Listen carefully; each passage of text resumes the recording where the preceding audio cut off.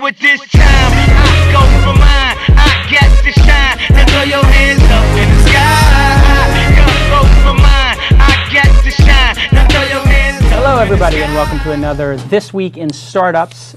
We missed you guys. It's been a full week, a very busy week. What did we do this week, Tyler? We did. It feels like it was a busy week. San Francisco. You were up at San Francisco for an event. Yeah. What was that event? That was the Blogwell. Blogwell. Yeah, let's not have the dogs in here because they're going to go crazy. All right, well, there we go. Too late. And now we have dogs running through. It's definitely a live show. You're not going to get them, so you might as well just leave them be. So anyway, yeah, very busy week. And big announcement. I promised everybody we have a big announcement about the World Series of Poker. It's a crazy announcement.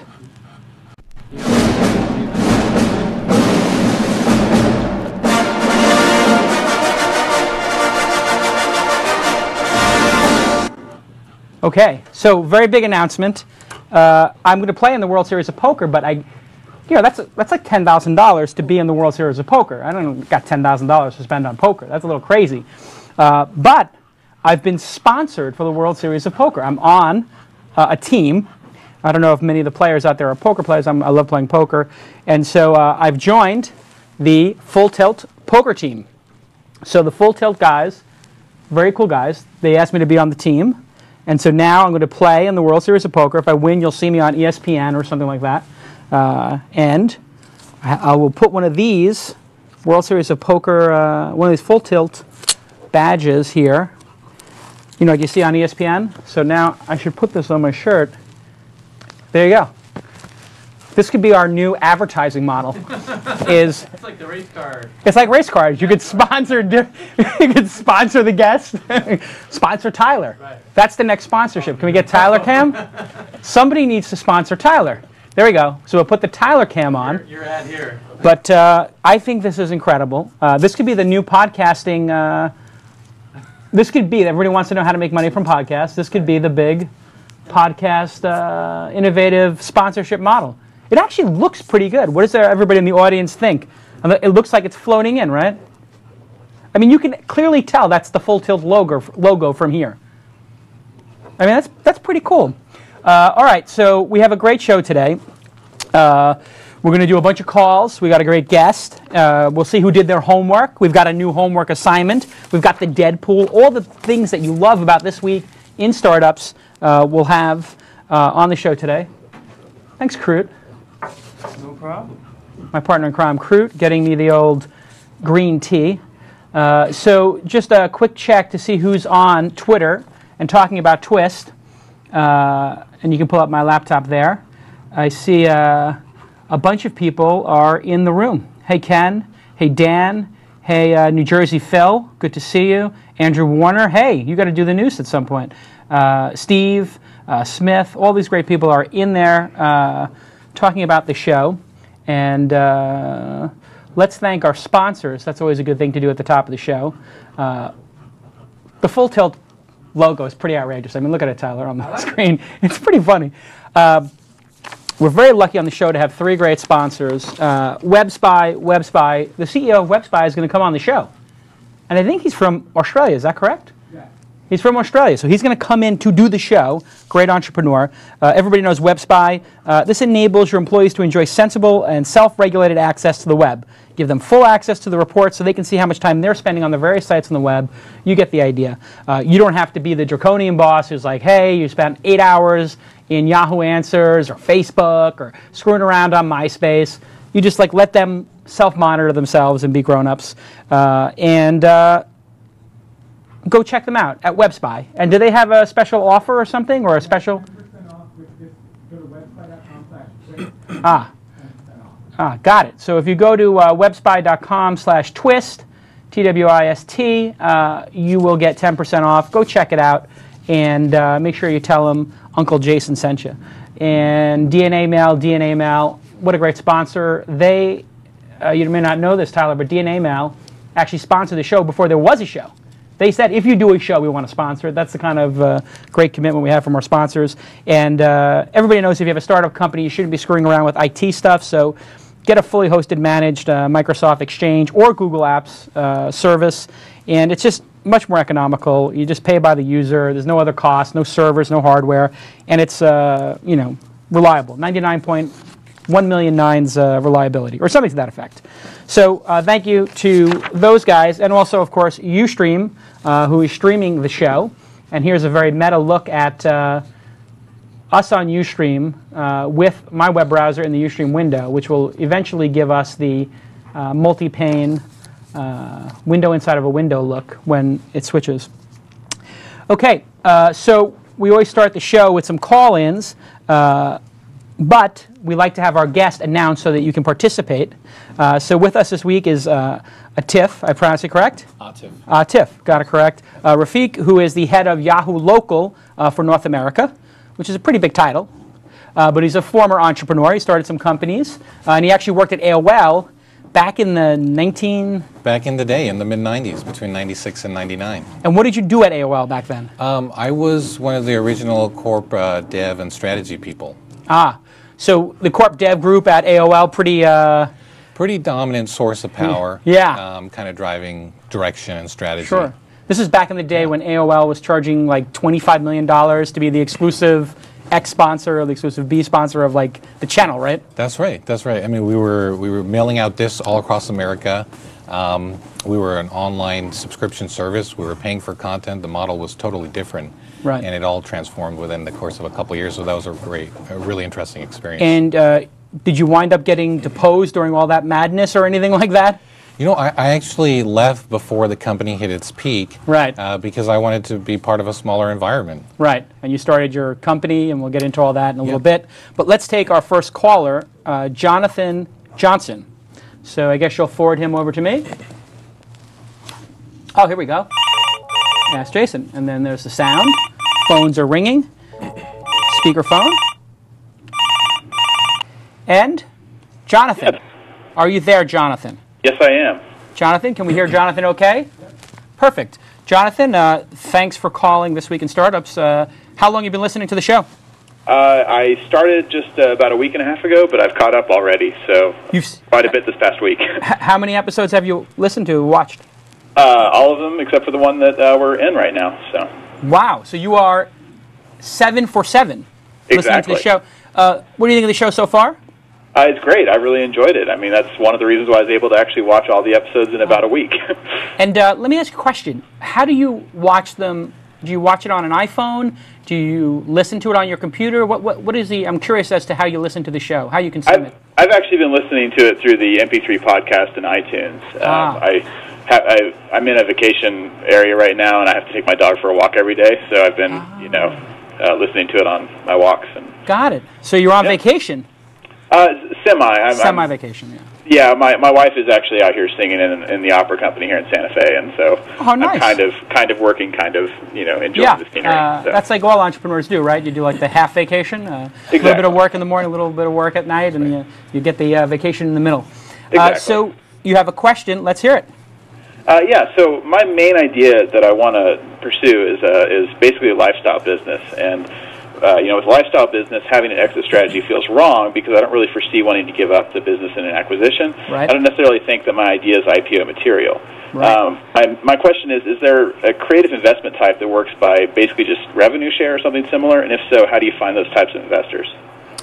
Yeah, that's a good question. So for people who don't know what he means by lifestyle business, a lifestyle business is a business that generally throws off enough capital to provide a great lifestyle for the person who owns it.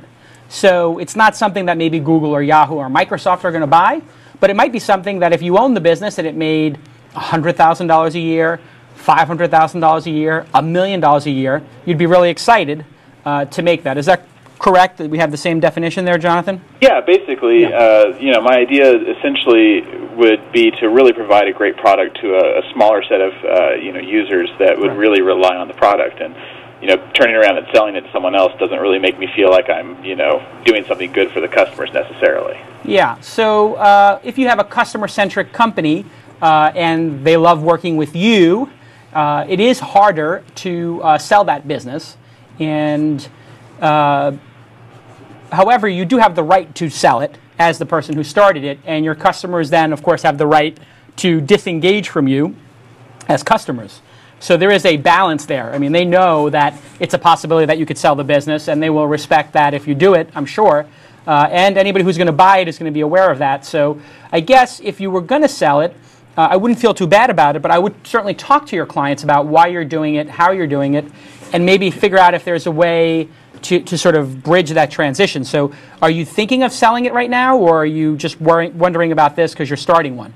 Well, it's more that this has like been my dream for the last few years to really start it. I'm actually working at a day job right now. And, you know, I tried to kind of start it last summer, but I ended up getting too much contracting work and having to deal with clients not paying me, and I basically went back to a day job again. So I'm starting to have these feelings that I really want to do this again, and so it's kind of like, you know, trying to find someone to kind of help me, especially with the business side up front, and a little bit of capital. I don't need a ton, you know. Right. It's just that type of partner investor that, you know, is really interested in seeing a business succeed as opposed to necessarily just making a ton of money off of a IPO or sale. Okay, so who you should get to invest in a lifestyle business, the number one person you should tap is the potential customers. And you don't have to actually call it an investment. What you can call it is pay for the service in advance. So when I did my first magazine, I asked people to buy the advertising for a year ahead of time and give me the checks and pay for it ahead of time, which not everybody went for. But I got 4 or 5 of them to do it, so I had enough money to start covering the print runs. So you could actually go to your top 5 clients and say, hey, this is what I'm thinking of doing. Would you guys be opposed to paying me 6 months up front? I'll give you a 10% discount or something like that. And you'll be my first 5 clients. Then you don't need to raise the capital. And then, you know, the other opportunity to raise capital when you have a smaller size business like that is to find somebody who has a passion for that space. So, and who, you know, somebody who knows it, somebody with an affinity. So an affinity-based investor, I think, is probably who would do best for it. But lifestyle businesses shouldn't take too much capital. So you might even want to think about, you know, whatever your costs are. Your costs are what, like computers and an office space? Well, I mean, I already have my own computers and stuff. But, I mean, it's really just trying to keep the food on the table, really. So. Yes. Okay. So that does become the issue. So what a lot of people do is they'll ask their current employer if they would like to be customer number 1. And that works pretty well. So if you go to your current employer and say, hey, listen, I'm thinking about doing this business. I'd like you to be the first customer. I'd like you to still employ me 20 hours a week, whatever. You never know. They might go for it. They may want to still have you involved for 6 months so they can sort of bridge the launch of your company. They might even want to be investors. So I would pursue all of those avenues. Okay. Great idea. Any thoughts, Atif? Well, I find the question really interesting because 5 or 10 years ago, you really didn't find this dynamic in entrepreneurship. There was really one model for entrepreneurship, and this idea of an armchair inventor who's going to do something, I think is really interesting. And the question, from my perspective, becomes how do you do it right? And I think you said a couple of really interesting things. One is, hey, don't quit your day job. Right. Do it on the side. Prove it out, and then let it guide you, so to speak. I think a lot more people are going to do that, and some of those may turn into really viable, sustainable businesses that become big, and some of those just may be rewarding because you're doing something creative on the side that gives you fulfillment that unfortunately is not something you can get in your day job per se. Yeah, I mean that's the number one thing with a lifestyle business is you have to enjoy it. The whole purpose of doing it and taking on the responsibility of the company is so that you can have the pleasure of not having a boss and to, you know, start work at 6 and end at 1, or start work at 1 and end at 6, or whatever it is that you want to do, or work or stay home with your kids more often, whatever it is. So good luck with it. Don't worry about the selling part of it. If it grows that big, mazel tov, you sell it, nobody's going to care. Your customers will be happy for you, and you can always do the right thing and be a mensch and say, oh, you know what, I'm going to be selling the business, but I'm not going to run out the door. I'm going to have a 6-month transition. So I think you do fine. I think you should go for it and enjoy it. Save up a little money, too. That always is a good idea. Yep, that's what I'm working on. Yeah. Okay, great. Keep listening, and we'll talk to you soon. All right, thank you. Bye. Perfect. Just like that, boom. Somebody calls, they need some advice. Maybe we don't even give him the greatest advice in the world. Maybe it's just confirming. That might have been one of those calls, Tyler, where it was just sort of confirming, and he just wants to make sure he's not doing any major mistakes. But lifestyle businesses, I think it's a big part of the future. These micro startups on one side and the lifestyle businesses on the other. Small amount of capital, start a micro startup, and maybe have a medium-sized exit, raise $500,000, exit for $10 to $25 million, and then lifestyle businesses, you're not even looking for the exit. If it happens, that's just great, but you're looking for it to throw off capital so you can just be independent and pursue your muse. So another caller, Mike Stone. And here he is, boom, just like that. Mike Stone, you're on This Week in Startups. Hi, thanks for having me on, and thanks for a great show. Oh, thank you. How long have you been listening to the show, may I ask? I've listened to every single one. I started at around 5, but I went back and listened to them all. That is fantastic. And can I ask, how do you listen to it? Do you listen to the audio, the video, on your computer, on your iPod? What's your consumption pattern for Twist? Well, I listen to it on my G1. I subscribe to it on Dogcatcher and just kind of check for updates around Friday, and then download it and listen to it whenever I have it down. The G1 is the Google phone, the HTC G1, is that correct? Yeah, correct. And so it has an iPod catcher on it? Well, it's an application called Dogcatcher. Dogcatcher. It's really cool, and that's how I listened to Twit initially, which is also how I first heard of you. Ah, so you use Dogcatcher and it downloads the podcast. Does it download them over the over Wi-Fi, or does it download it over like the cellular phone network, like 3G? It can do it over 3G or the wireless, whichever you want. Wow. See, this is the thing about the iPhone and the AT&T relationship, which is so horrible. The iPhone would be a perfect device for downloading podcasts, but there's no way to download a podcast on the iPhone, right? I don't use the iPhone much, but I've heard people have some issues with it. Yeah, I mean, you can download it to your iTunes, but it doesn't. They don't want to clog up the AT&T network. That's right. With downloads. So it's, once again, AT&T fail. No offense to AT&T, but AT&T fail. I love Android. It's been great to me. Yeah, and they have a new one coming out, the HTC 2, or is it G2? What are they calling it? Well, I saw one that just came out, I think, but it doesn't have a keyboard, so I'm waiting for the next one that has a keyboard. And I heard it's actually going to be by Samsung. Ah. I got to get one of these phones and just at least play with it, because I'm a BlackBerry guy and I use the iPhone, and I want to try this one out. So you have a question? Yes. So in my spare time, I've been working on a project, and in the domain of the project, there's a really big competitor with like Google-level mindshare. And on top of that, there's some other competitors that are much smaller, but not nearly as the mindshare, and they have products similar to what I want to produce. Me and my partners. Right. So my question is, how do I evaluate my idea that I'm developing and whether it can overcome the mindshare of the big company and the products that the smaller ones are developing? Wow, this is a good question. It depends on. Now, did you say exactly what the space was in? Do you have a? I haven't. No. Oh, okay. Can you give us an idea of what space it's in terms of vertical? Is it a web-based product? Is it B2B, B2C? Is it search? It's a web-based service. Okay. And it's for general consumers. Okay.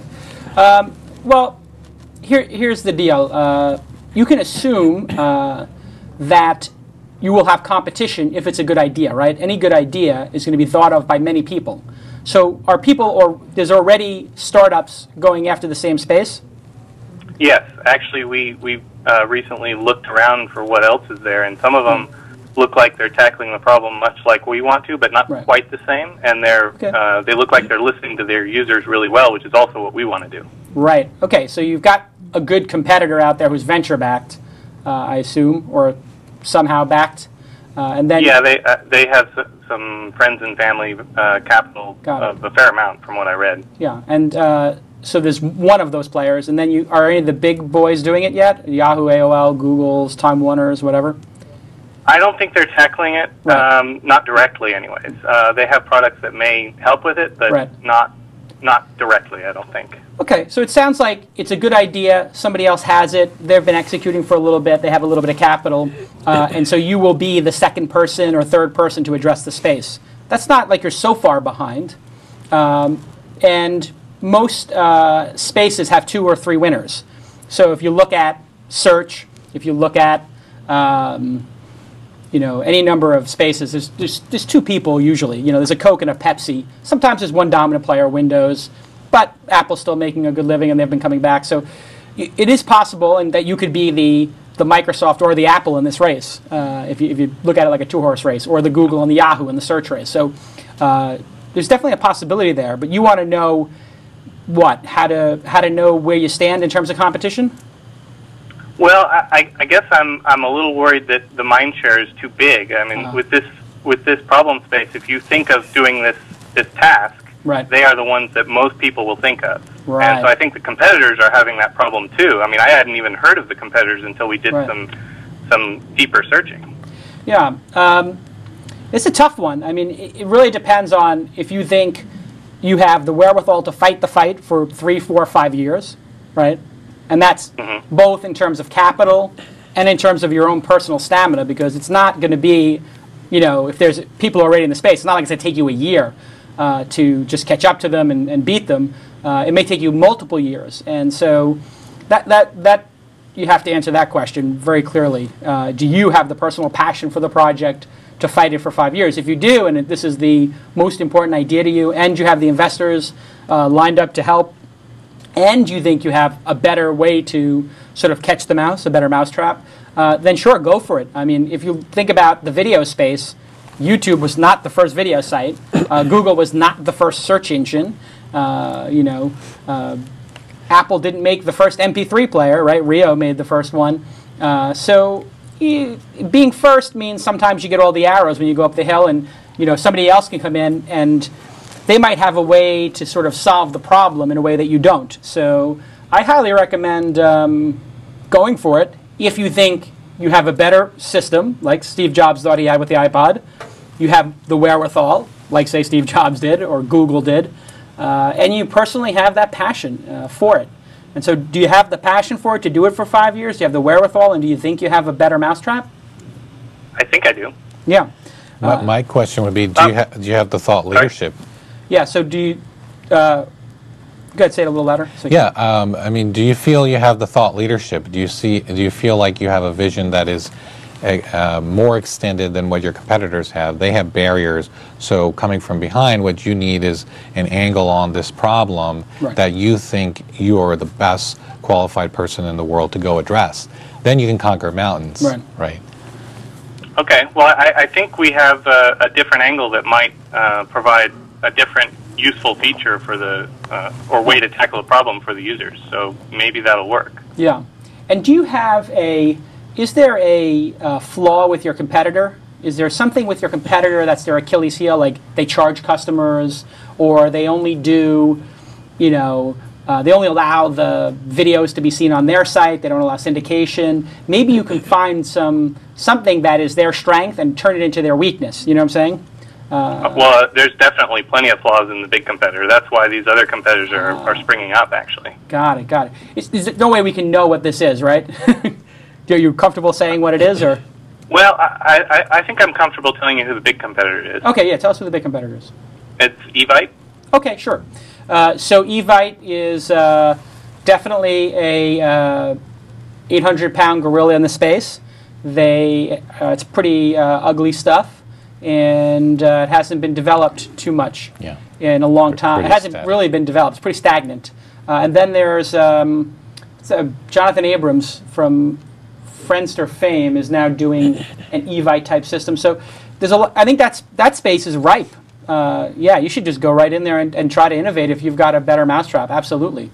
Cool. And actually, I had an idea to build a community. I was wondering, do you think making it open source and kind of building a community that way might have a good potential?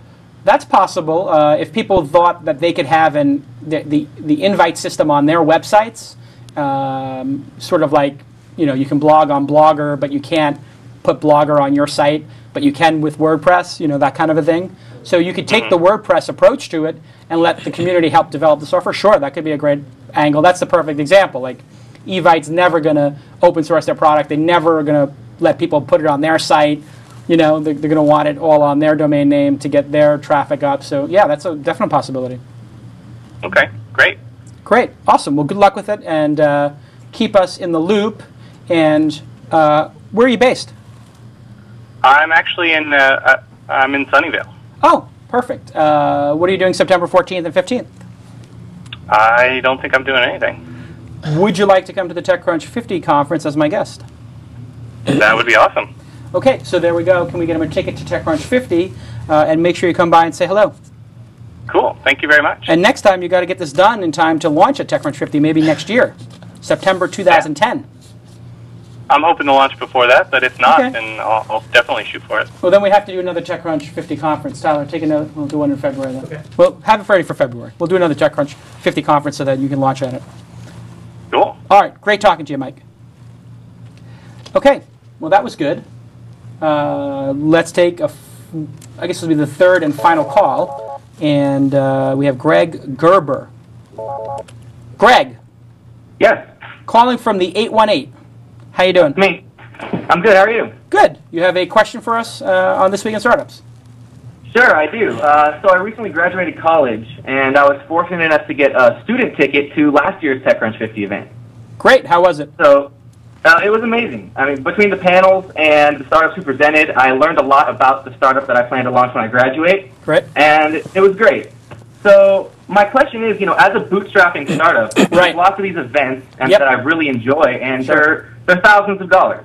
Yes. I could easily spend, $50,000 on travel expenses and tickets for my partner and I. Right. So I want to know if you had any tricks or ideas as to how you can get involved in these events. Sure. Besides, obviously presenting, which in some cases you have to pay for as well. Yeah. Just some good ways to get involved in these events. This is a great question. And hacking the conferences when you're an outsider, how to become an insider. Sure. Great question. I'll give you a couple points because I was an outsider and back in the day, in the 90s, when I was in the internet space. Didn't get invited to TED, couldn't get into these big events. And the way I went about it was two things. One, there were events that were free or low cost, like special interest groups, and you can find those online. And if you go on TechCrunch or Mashable, you'll find out about local events. There's meetup.com. And there's a whole bunch of smaller events, 30-person events, 50-person events, 100-person events, where people are talking about very specific things, whether it's databases or whatever. Go to those. Those are valuable. You'll meet sort of the street-level people who are actually building stuff and doing work in the internet space. And then you can also lobby crash other events. So this is something that's a pretty big tradition. I'm torn on it because I'm a conference producer, but people do go to major events and just hang out in the lobby. So, for example, at the D conference, if you wanted to go to the D conference that the Wall Street Journal does, you could actually hang out in the lobby at the bar and just meet people. I don't know if I advise doing that because you might get looked at as, a crasher, but a lot of people do that.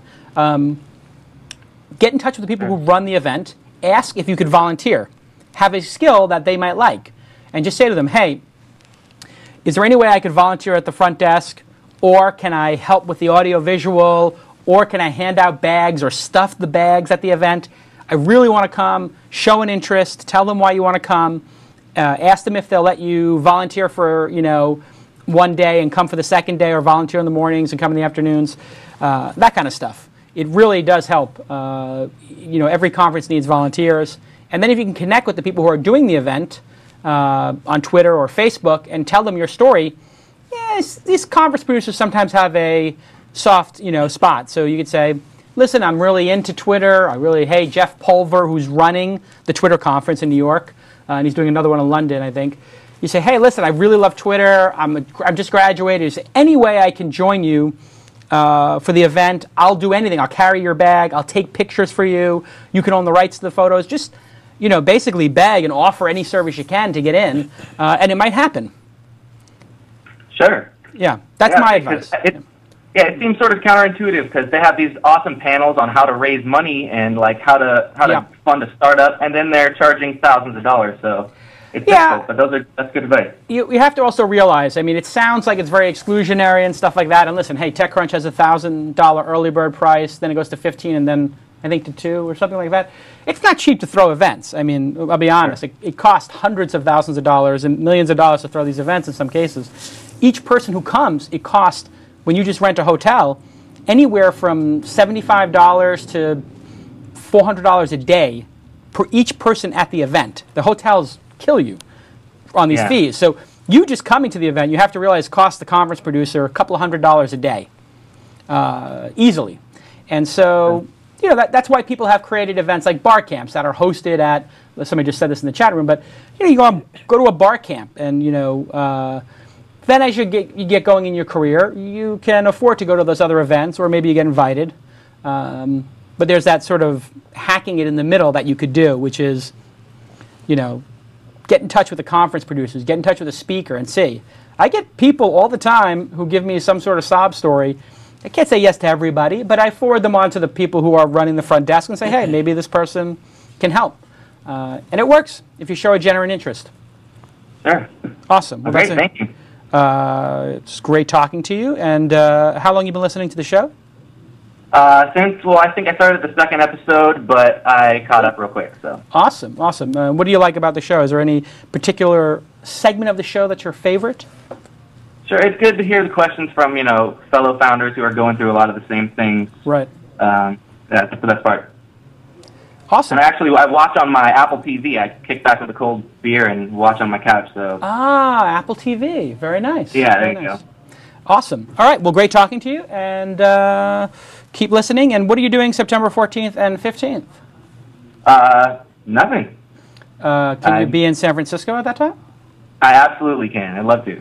Tyler, can we get him a ticket? And he can Twitter that Twist is the greatest show ever. You got a ticket to TechCrunch 50. Everybody should go to TechCrunch 50. Definitely. All right. Thank you, Great Jason. talking to you. Cheers. Bye. Atif, what do you think? Good questions? I think they're great questions. Yeah. I wish I had this resource 5 years ago. You know what? I'd be It's calling sort you of. every week. It's sort of. This is the show that I wish I had when I was an entrepreneur.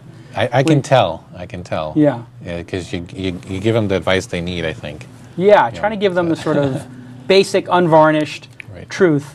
So let's talk about you. You started at AOL, then you started a company. That's right. So what was the company, and how did it go? Well, I was an accidental entrepreneur, and what I mean by that is I moved out to Silicon Valley because having been at AOL and loving the web starting in the mid-90s, I wanted to be part of a startup. I actually didn't want to start a company of my own, but it just kind of landed in my lap, and that's how I think entrepreneurship tends to go. It just happens. All the stars align. So in my particular case, there were a few AOL execs that became angel investors. They identified two very talented people who are my good friends today, who are my co-founders. They're two Stanford PhDs. They felt that a business person would be a good complement and round out the team, and said, hey, you know, if you guys come up with a reasonable idea, we'll actually fund you. So we were pretty passionate about search technology, especially in some areas that weren't being addressed, not consumer-facing, but around buzz. And mining, kind of doing data mining for the web to help brands and advertisers understand what's being said about them. And what year was this that you were doing buzz search? We got funded in 2001 to do that. Great timing. Yeah, exactly. Tough time. So, but what's interesting about what you said, and it's a good tip for a lot of potential entrepreneurs out there, is that you got funded by the people you used to work with who did well. That's right. That's right. I mean, it's people who knew me in particular. And we had worked together for years, so they know what they were going to get into. And so that was great. And I trusted their judgment about people who I didn't know before. And we've been friends for 10 years, in this case, my co-founders. And so you had this idea that you could actually track buzz, things that were breaking on the web back in 2001. That's right. I mean, there were chat rooms. There wasn't Twitter, right? And so it wasn't real-time conversations, but there was a lot of data. It was very unstructured. Message boards. Message boards, so on and so forth. So it was a good from two perspectives. One is good technology, which my co-founders were keen on doing, and an application and a new need, which is really where I come in. So we got a company funded to do that, and we were well on our way to building a product in that area. But consumer web just went away. So we had to repurpose the same technology for businesses. And what happened? You went to people who would buy this, marketing managers or PR people or whatever, and they just didn't understand it at the time, or they didn't understand if they should pay for it? What was the reaction? Well, I actually, it was even more simple than that. It was every consumer web company just went out of business, so it was pretty clear that there was no money there, and the investor appetite was actually fairly low to do, second and third rounds. So we knew we had to go for something very concrete. And software is a very established model. It's been around for 20 years. So if you can do something that's not available from one of the big boys, you can usually get a CIO to pay attention. So we went after the space of content management and trying to help companies manage unstructured information. As you know, a big company like one of our customers, General Motors or Bank of America, they have thousands of documents all across the company, and they don't know what those documents say, and that's a problem. So you intranet software to collect all that stuff and then you wound up selling it. Yeah, it was kind of intelligent document management. Right. Yeah. So somewhat technical sale to a CIO and a business line manager. Right. And so what we do is we built the company over 4 years. We raised $13 million in multiple rounds, grew the company to about 40 people. We got good customer traction, early Right. revenue, but enterprise software is a fairly mature market. Right. Like I said, it's 20 years old. So really to scale revenue, you're going to have to be one of the big boys. Right. And we needed to look at an exit. Right. And so sold the company. We sold the company, actually fairly modest exit. In fact, at that point, very volatile enterprise software. We were in deep discussions with one of the bigger players, PeopleSoft, and they turned around and accepted an offer from Oracle. So that, as you know, when you're selling a company, you want multiple bidders, right, to Right. grow the price. Right. And when the bidders are themselves getting bought, then your leverage declines. Right. So we did sell the company. The product lives on. Our engineering talent carried the product forward, and it's a good product today. But we weren't able to hit a double or a triple or a home run, which is what you. But that's okay. I mean, listen, you swung the bat, you tried. I'm sure you don't regret trying to do it with the company, right? Oh, absolutely not. Entrepreneurship in my mind is a journey, Right. and a company is just one stop along the way. Right. So, like I said, with entrepreneurship, I mean, I think you don't force it, Right. but it's also a state of mind. It stays with you. You're probably an entrepreneur before you started the company. I can tell from your callers that a lot of these people are just kind of born to be creative people and to be putting product out there. Right. And whether they do it now or 3 years from now or 5 years from now, I think they'll all be bringing that talent in some way. And now you're at Yahoo running the local group. What exactly is the local group there? Well, local. We have a collection of local properties, so you can go to local.yahoo.com. Sure. It's kind of one of the leading local destination sites in the web. Sure. It's a very one of Yahoo's largest properties. We handle about 1.5 billion searches every year. Wow. We have over 20 million uniques, so it's one of the. Is it people searching for like a plumber or a restaurant or a pizzeria or a local address kind of stuff? A lot of it is Yellow that. Pages type business? A lot of it is very much so a utility, Yeah. and that's the way we look at it. So Sure. our value proposition is really around task completion. We want to get you in and out with the data and information you need as soon as possible. Yeah. So that's absolutely right. And competitor to Yahoo Local would be what? City Search and Yelp, I guess? Well, from a search perspective, you have Google Maps Right. because it's Maps and Local kind of mashed Put together up. as one thing. Yep. Exactly. And then on the other end, from a destination site perspective, you have maybe a Yelp or a City Search, Right. An actual place people go. Sure. The local search business is really dominated by Google and Yahoo because we happen to own search engines. Right. So we can catch people at the top of the funnel, Right. understand when their intent is local, Right. and redirect them to local content, which is really where our team comes in. Right. So, in a way, you have a competing product to a Yelp, and you get to use the search dominance to sort of leapfrog them and get to the top of the page. That's right. It's a pretty good deal for you guys. Well, having a search engine Right. as part of an asset in the company is Yeah. huge, and I think that's a thing and an asset really only 2 or 3 companies have. Right. So City Search has to get ranked in Yahoo and Google. Yahoo and Google get to put the result right up top. Correct. Is there conflict of interest there, or do people perceive that like, oh, you guys get to put your own content up top? You're competing with us, Yelp kind of people, like. Yeah, I think there's a few ways to look at it. So the Yeah. first is that users love it, first of all, because they want to complete tasks. So when you can give them a shortcut to what they're actually looking for, Right. as long as it's relevant, and we're very particular on our confidence levels around being able to understand the queries and serve against them. So we have a very high threshold there. As long as you're relevant, I think users love it. Right. Second, we totally differentiate between algo results and what's a Yahoo content module. Right. And we don't rearrange any search results to bias in our favor.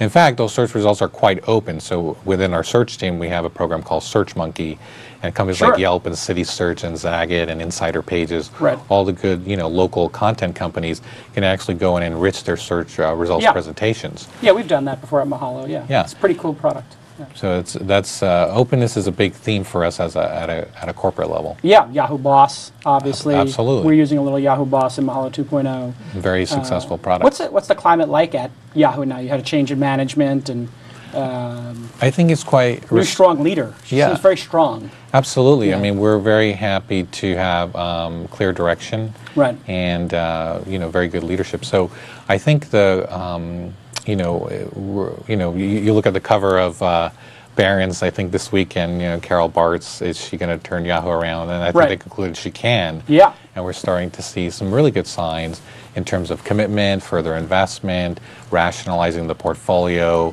figuring out where we're going to play and where we can't compete, Right. and that's okay. We know what our strengths are, Right. and really doubling down on those things. Yeah. So I think as a person managing a team or an employee, that definitely increases your confidence. Yeah, That it we seems can like move the the ball. focus level is high. Absolutely. And they're going to get rid of things that maybe are not as, core or, Well, we may have underinvested, Right. and that's just a reality of life. I mean, you're not going to win every battle, Right. but you got to know where you stand out in the minds of users, Right. and really continue to invest in those and dominate those markets. I'll tell you the thing that Yahoo did amazingly from back in the day, much better than AOL, and this is pre-Google days, and I remember talking to Jerry Yang about this, and he said to me 2.4 or something, and I was like, what do you mean 2.4? And he said, it was in an interview when I was a journalist, he said, oh, if we get you to use 2.4 of our services, we've got you. And at that time, Yahoo Instant Messenger, My Yahoo was a very innovative product when it came out that a lot of people copied, Yahoo Finance, Yahoo Email were all integrated to a level that nobody had done on the web before. So if you received an email message, you got an alert to your Yahoo Messenger. If you could create an alert for a stock ticker, if it changes by this percent, 10% in my finance.yahoo portfolio, then alert me by instant message. Or if there's a news alert for this company, alert me. I mean, it was fantastically integrated across the product lines. It's something that seems to maybe have not been focused on as much. It seemed like a lost opportunity. How is it working between divisions there? Is that a big focus to make local and search and Flickr and all these things work together? All the different disparate brands? Actually, it is a resurgent theme. Yeah. We refer to those as horizontals. So in many ways, you can think of local or social Right. as a horizontal. It's Right. something you can pepper almost every property we own with. Right. So you're in news, you might want hyperlocal news. Right. You're a mail client, and you're meeting up with friends and trying to find the best Italian restaurant in your area. Do you want to do a quick lookup? And where is that data going to come from? It might come from a Yahoo local. Well, let me Right. grab the map and populate it. So I don't have three disparate experiences. I have Right. a great seamless user experience. So we're definitely thinking about that in certain horizontals, as we call them, and local and socializing. Knowing who else is on and Right. how they can help you make better decisions is also another key It's one. interesting, too. You guys have the email box over here. You've got people with their photos over here on Flickr with their friendships already there, the social graph. Right. The email box is a social graph. The instant messenger is a social graph. You could instantly just turn on, like you did with the 360 product, which probably wasn't fully baked when it came out, but My Yahoo page could all of a sudden just be like, here's your relationships, and here's what your relationships are doing. I mean, you could turn Yahoo into Facebook, the proper architect, inside of 3 to 6 months, I think, and have a Facebook-like experience for people where their inbox and what their friends are doing was more integrated.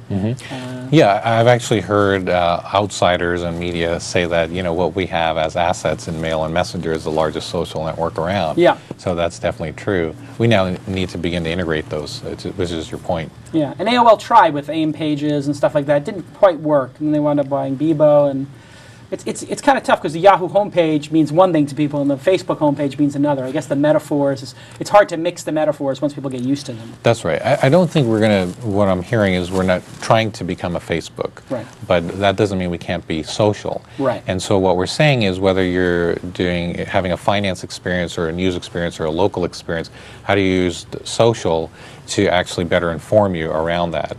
To actually connect with people in very meaningful ways to say, oh yes, I'm going to make this decision, or this might be related content, so on and so forth. That's different than saying that you're friends and you're going to know every detail through a feed, which is Right. really what Facebook is preeminent at. So Right. we're trying to play in the social space in a little bit of a different way. And I see Lockhart Steele from Curbed is watching. What do you think of Curbed? I mean, that's a great site, local site, covering real estate and that kind of stuff, blogging. Any aspirations to do more content? I mean, Yahoo to me has this sort of weird schizophrenic thing with content. Like sometimes they want to be Google and just be a platform, and then other times they want to get into content a little bit. How do you balance that? Is Yahoo Local a content company or not?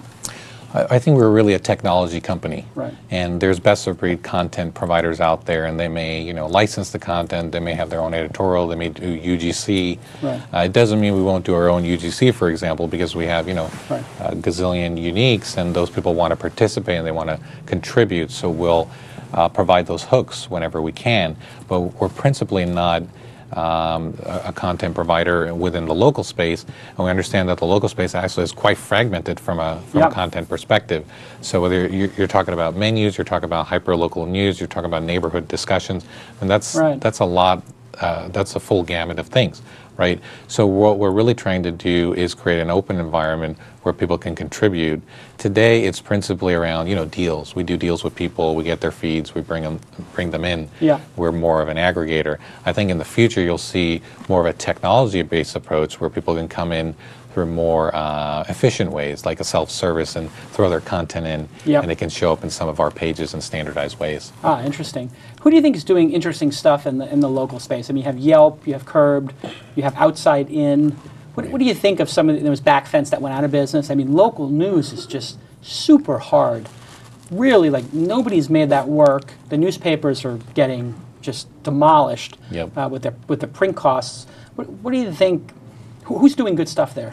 Well, in local, I think the companies that are doing best are actually focused on monetization. Right. Because content is a very hard problem. Right. And advertising is not very easy in local either. The hard. Local merchant, as we say, Joe's Pizza around the corner, is not very focused on figuring out how to do sponsored search or AdSense or Yahoo search marketing, right?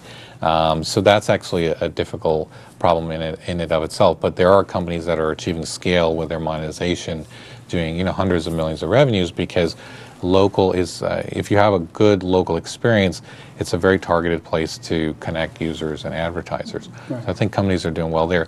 On the content side, it's very, very fragmented right now, and we think that's actually one area where we can add value, because we're not asking companies to become, have national coverage for something like coupons, right? I mean, you might have circulars for your state or your region, or maybe a vertical, right? Or a category, but to have national coverage across verticals and categories is a very difficult problem. These companies aren't funded at the level of hundreds of millions of dollars. Right, mom and pop. Mom and pop. So even lifestyle businesses. Yeah, well, with lifestyle businesses. So how do you create an environment where everyone can be good at what they are, but still get the distribution, which is what we bring to the table. So I think in the future you'll see that kind of ecosystem emerge where Yahoo Local and Yahoo in general is a place where local content can proliferate. Yeah, I mean, it would be great if you pulled in the Outside In, bloggers, or Met Blogging bloggers, or Gothamist, or Curbed. That'd be amazing. Yeah, absolutely. And it doesn't have to be one company. It could be multiple companies, right? Like a little syndicate where they basically compete, and the best content gets consumed, and then we reward those people by bubbling up their content more than others. And I see here on the site, we can pull it up on my laptop, I just pulled up Bay City's Italian Deli, which is a deli around the block from the Mahalo office that a lot of people go to, and some changes made by the users. You give a little alert about that, and you can actually take a look at the changes, the new information, and if you agree or not with it. You guys have been doing that for a couple of years now.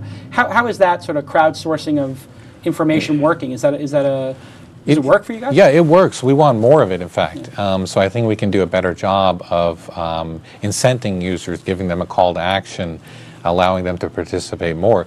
But we actually treat user submissions as very important information.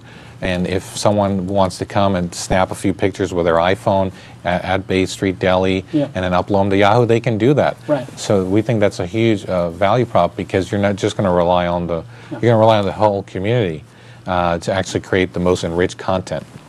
And Yelp, awesome company. What are you guys' thoughts on that? I mean, do you look at that and just go, wow, these guys are killing it. They've got just such an awesome brand. Can you guys compete? Like, having the Yahoo brand is such an asset because you get all the good things that come with Yahoo, but you get looked at as the big, monstrous company, whereas Yelp's got that sort of hip, insider kind of thing. Can you guys compete with them on that sort of hip community building, or is it just harder? Yeah, I think we're not trying to do that. I mean, I'm very impressed with Yelp. I think they're very good at what they do. Where I see it being very complementary is, for example, we're really focused on the local search problem right now.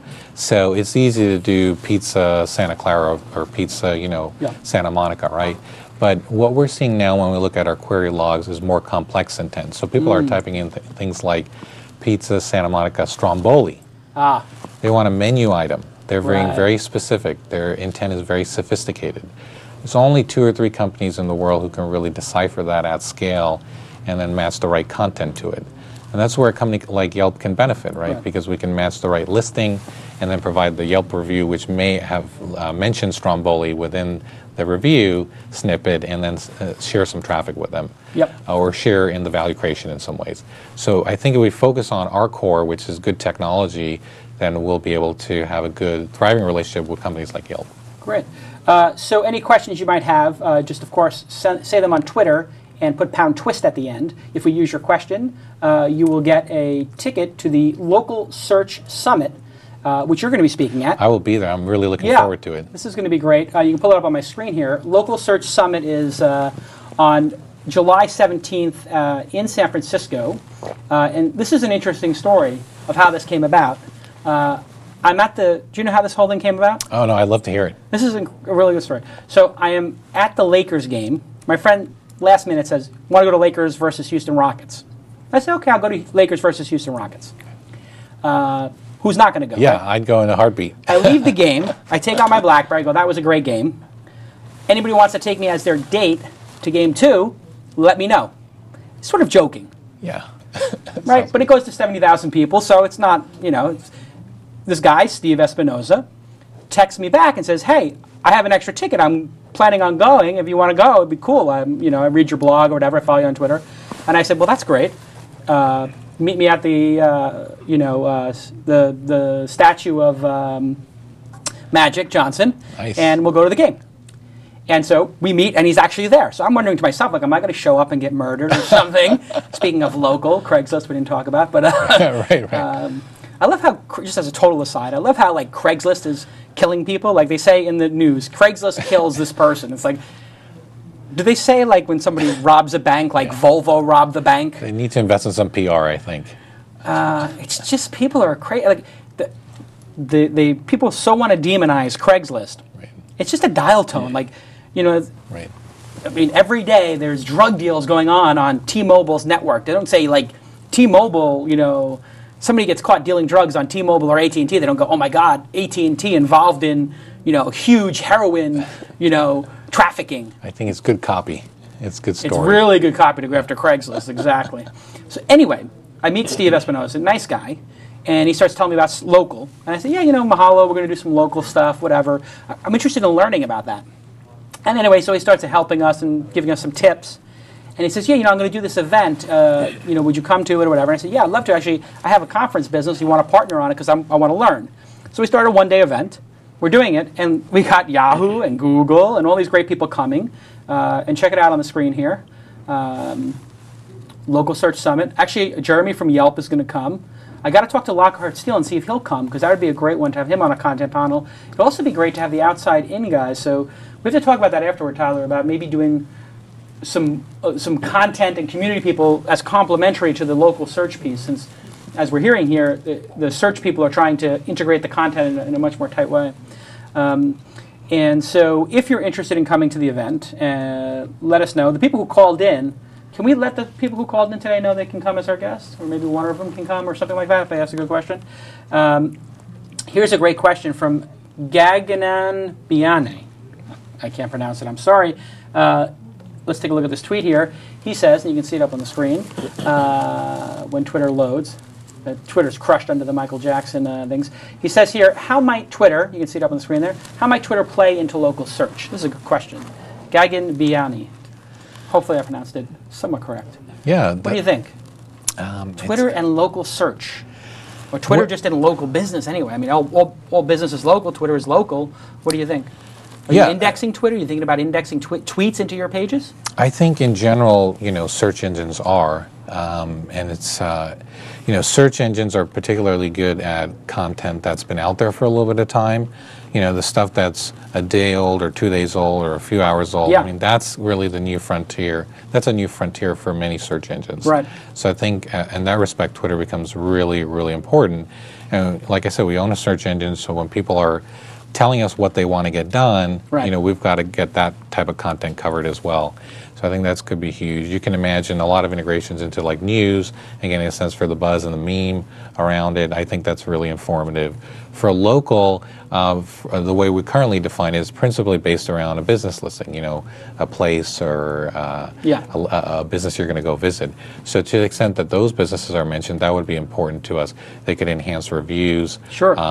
Or they could be quick ways of actually providing a lot of data, like what the ambiance is or what's good on the menu, sure. which is something we're all interested in. Sentiment. Yeah. Good way to put it. I think the hard part is very unstructured, so it's not an easy problem. Yeah, and it's interesting. You have worked your startup that sort of went sideways. The original idea was that sort of buzz stuff. So it sort of all comes full circle, and that's one of the great things about being an entrepreneur. That's right. We should probably get ready. Oh, you had something to add, Tyler?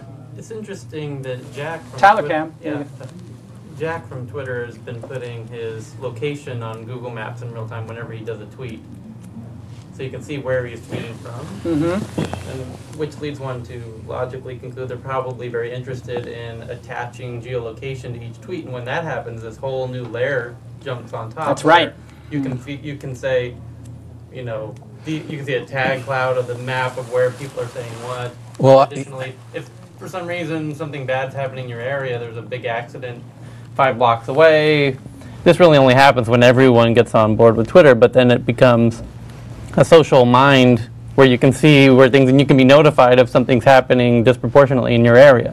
Well, I think you raise a great point. So it's very unstructured, but if you can geotag this stuff, right, then you can begin to create a discovery type experience, which is really huge for people.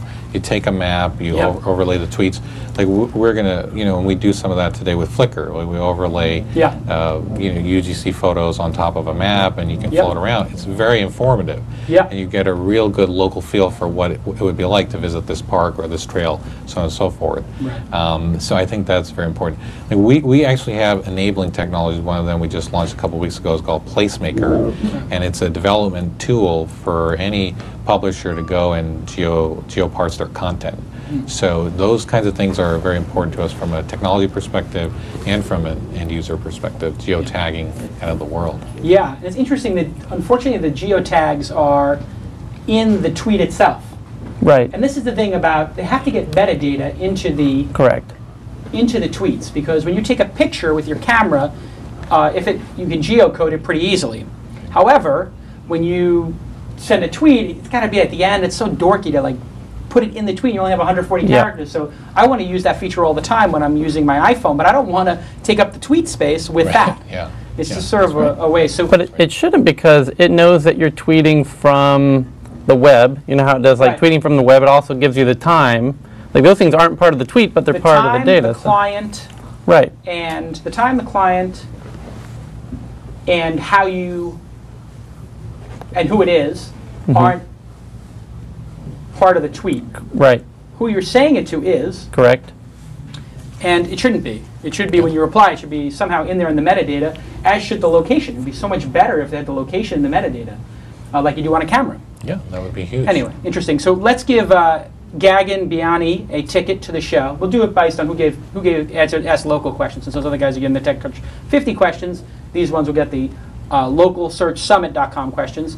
And we have another one here. Let's see. Tips on targeting local searches while positioning business as nationwide. I see. Okay, so people are getting into the SEO questions. The SEO question, yeah. So I have a local business for my jewelry company. Right. But I also want to get a national audience. How do I have my cake and eat it too? Do you have to create 2 different business names for one location? What do you think?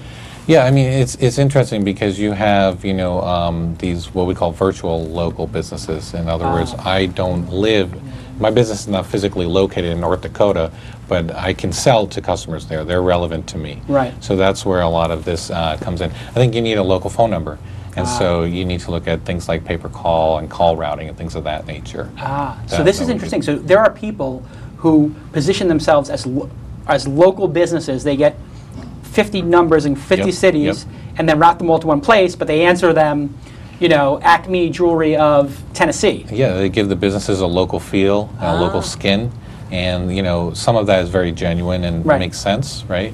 Because your customers can be, you know, distributed anywhere. So I think that makes sense, and you need to really work on your profile, and I think it starts with the phone number.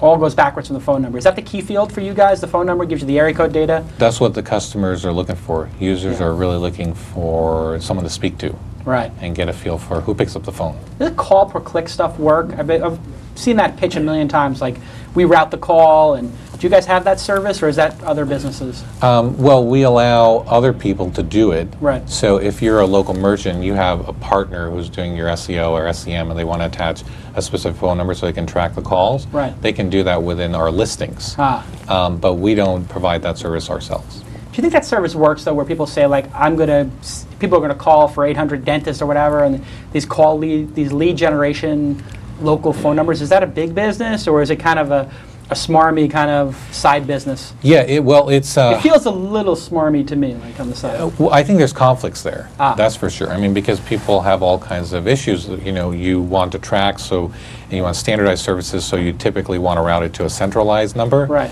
But I want to talk to the plumber who's actually going to come to my door. Right. That's different. If you're ADT, for example, you know, you want security services, they have a central call center, but you might want to talk to the franchisee. Yeah. So there's a lot of issues there. But it's very high from a monetization perspective, because ultimately it's the closest thing to foot traffic. And so it monetizes very well. They want it. Okay, so let's give Preppin, that one, a ticket to the local social. That's Preppin, who we had on the show with Ask Jason a couple episodes ago. Watching again. It's great to see the same familiar faces. And we're now at the top of the hour. We're an hour into the show, which means it's time for the news. With Mr. Lawnhouse. I love that slide of Lawnhouse. That's a good-looking newsman. It is. That's like a Ron Burgundy. It's all color coordinated. More chins on our news than any other major information. Come on now. Okay, Pound for pound. Here we go. It's time for the news. First of all, Lon. Yes. What do you think of the Full Tilt sponsorship? I could not be more excited. Long before I worked at Mahalo or knew you, I watched Full Tilt poker players on television. There you go. Many years, so it's very exciting. And interestingly enough, Jason, who was a guest on the show from DocStock, is watching, which is great that our guests are watching the show. And they asked how much it would be to buy this spot on the show. So I think maybe we'll sell Tyler's. $1 million. $1 million, says Alex. Thank you, producer Alex.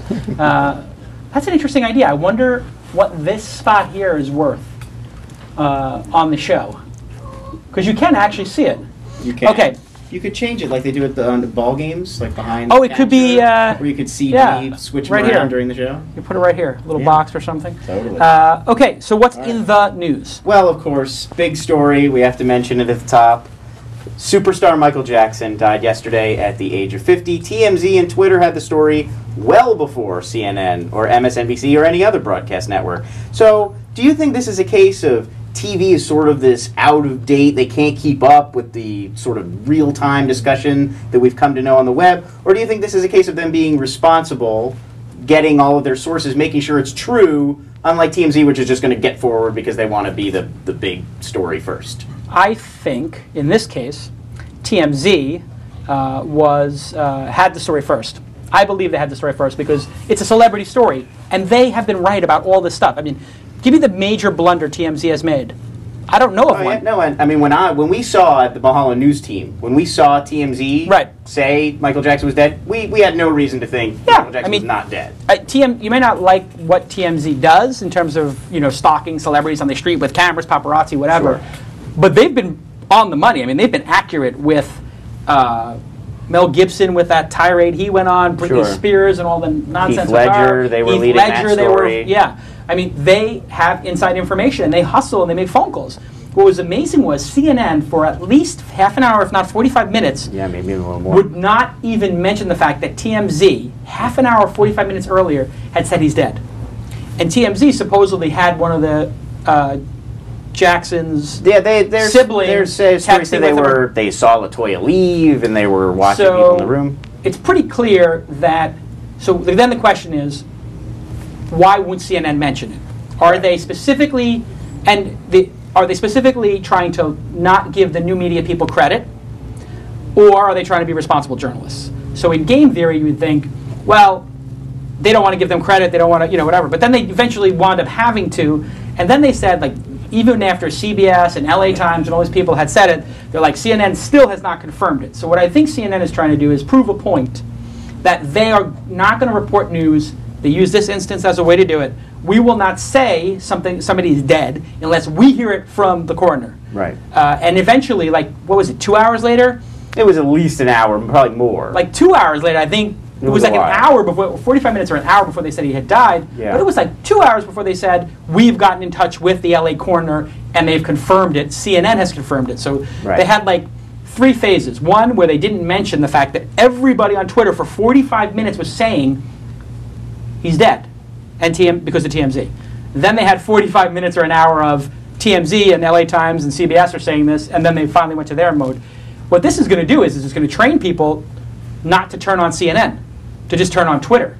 So this is a sort of a watershed moment, I think, and we've been having little ones, but this could be it, where people say, just like they used to not go to newspapers and the nightly news, they would go to CNN. Right. Now it's like, turn to Twitter first.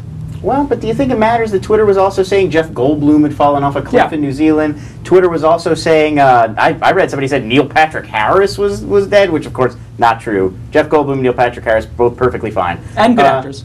Great actors. Who doesn't love them? Yeah. So does that matter that Here's what you get the information first, the real information, but you also get a lot of questionable information? Esther Dyson said something very smart once, which was, on the internet, you can easily spread lies, but you can never stop the truth.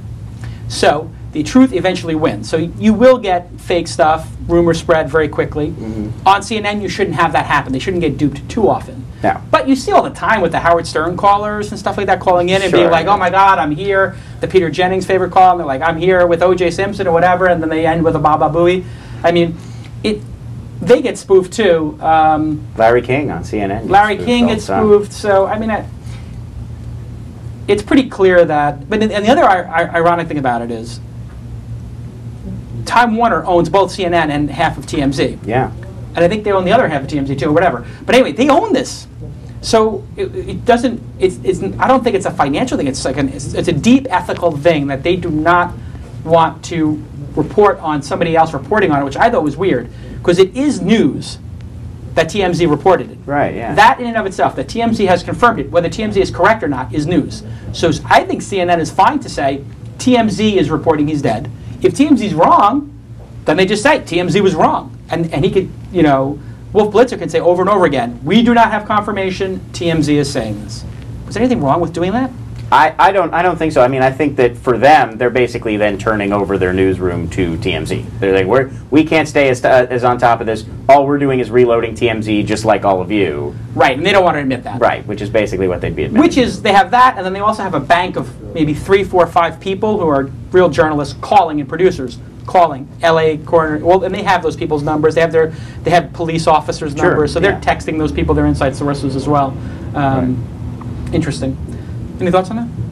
Oh, it's fascinating. I think you guys covered the high points, but yeah, I mean, Twitter is obviously redefining what is breaking news. Right.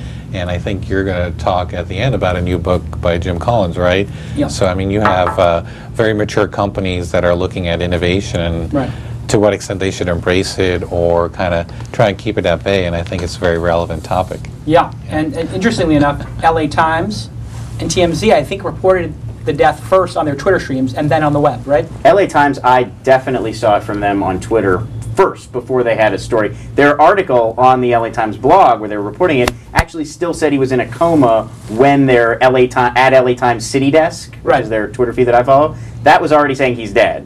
And if you went to the LA Times site, it took them about 5 minutes to even get up the, okay, Right. now he's dead, he's not in a coma. The crazy thing about this is that people now are tracking news stories in minutes, single-digit minutes. And also, we're processing them so quickly. So it feels to me like it's just 24 hours after, less than 24 hours after it happened, right? It happened yesterday at I think it was about right about now, this time, yeah, 2 it was o'clock. about now. I feel like this is really old news. Like it's like, That's oh, interesting. because you know everything. They have taken every piece of information, discussed it, every single possible tweet. You know, he was taking, supposedly he was given a shot of Demerol. Demerol, that's what they're saying. And for today. those of you who don't know, I've taken a shot of Demerol, not recreationally or anything. I burned myself, and was terribly with coffee. You know the French press? Yes. I was doing a French Love press. French press. I'm basically in New York in my apartment, pushing the stick down on the French press. The Right. stick breaks. Oh, man. The press goes like this, bang, on the table. Sorry about that, guys, and the sound. Somebody's ear just went boof. And I do like in the Matrix, like slow motion, like this, boom, and the hot coffee goes, hits my shoulder. I look at my shoulder, and it's steaming. And it's turning red in front of me, and then starts to blister. I run to the shower, I turn it on, boom. I go to the hospital. The woman goes, Calacanis, is your brother's name Josh? Because I'm in the hospital, because I mean, basically I had 2nd-degree burns, basically. Broken, oh, it's disgusting. Yeah, blisters and everything. And she goes, your brother's Josh? I said, yeah, my brother's Josh. She goes, oh, I dated your brother in high school. I said, really? She goes, yeah, I'm going to take good care of you. Like this. Hopefully it ended well. Dopamine, not dopamine, Demerol. Demerol with a little codeine in it, she said. She goes, you're not going to remember anything. You're not going to feel anything. Boom, right in the ass. Demerol shot. I felt like Superman for a day. You couldn't, you know how the sensation of gravity, of actually like having weight in your body was gone. I felt like I was floating. Not a pain in the world. And apparently, he might have been addicted to this. That's what they're saying. That's That's I what think family's saying or something? there was somebody in the Jackson family, an unspecified source within the family, that told, I think, the LA Times that they believe he was addicted to Demerol and painkillers. Right, and there was some song he sang about it in, possibly. On the album Blood on the Dance Floor, I believe, Yeah. from 1997, there was a single called Morphine, in which he sings about Demerol addiction. That's true. Well, this is getting, We're getting very a sad. little- And it's a total tangent, but Yes. I felt I needed to tell my story Well, we had about to- Demerol. we We had have to the talk time. about But you have a good point. You're talking about speed and everything's Right. speeding up. Right. And all the facets of this story are totally consumed by now. That's pretty amazing. Right. And it's change. It's like people consume it fast, and they get through this process so quickly. It's like we're on to the next thing. It was like that morning Farrah Fawcett, now onto this. Last week is Iran elections. It's like Right. that's over. You know, we just whip through these stories, and our consumption of media is so ADD that it's almost like it's become such a science now of some really fascinating story out here on the web, or some little thing bubbles up, boom, gets put on CNN, everybody consumes it, and we're on to the next thing. It's so efficient that it's almost weird. Yeah. It's oddly efficient, the news flow now. Yeah, I mean, the things that used to take months to develop are over within a 24-hour news cycle. Right. Yeah. Like we will not be talking about Michael Jackson next week. I mean, they'll be having clearly not. the memorial concert like this weekend or something. Right. Well, I mean, I'm sure that, there'll be the funeral, which will get a ton of coverage. I'm sure there'll be some sort of all-star benefit concert to celebrate his legacy, and then everybody will move on. Very sad. Yes. And heart goes out to the family and everything. It's terrible. Tragic. Moving on. Moving on. Tesla Motors will receive a $465 million loan from the U.S. government to aid in the development of their Model S sedan and their electric powertrain manufacturing plant right here in California. The loan comes out of a $25 billion program designed to help out auto manufacturers from the federal government. I think most people probably watching the show are aware, Jason, of your sort of general thoughts on the Tesla brand. But how would you respond to criticisms that I have been reading on the web all week that this is too much taxpayer money to finance an unproven company, thus far only selling luxury vehicles? I think we need to make a special announcement. Do we have the special announcement The second slide? special announcement? There's another special It's a announcement. big week. It's a big week. We need a special announcement. There it goes.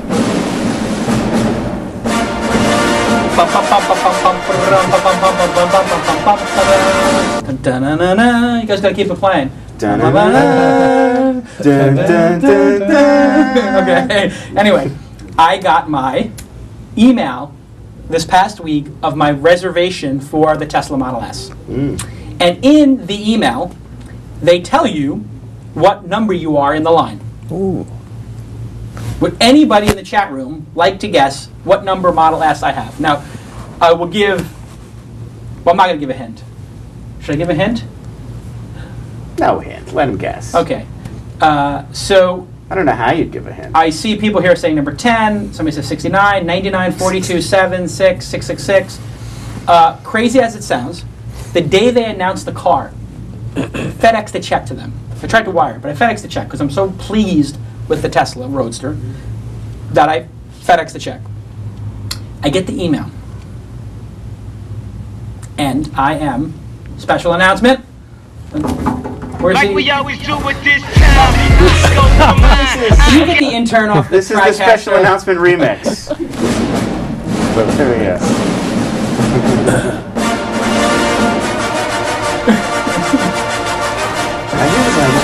I want to see Empire Strikes Back. I do want to see Empire Strikes Back again when I hear that.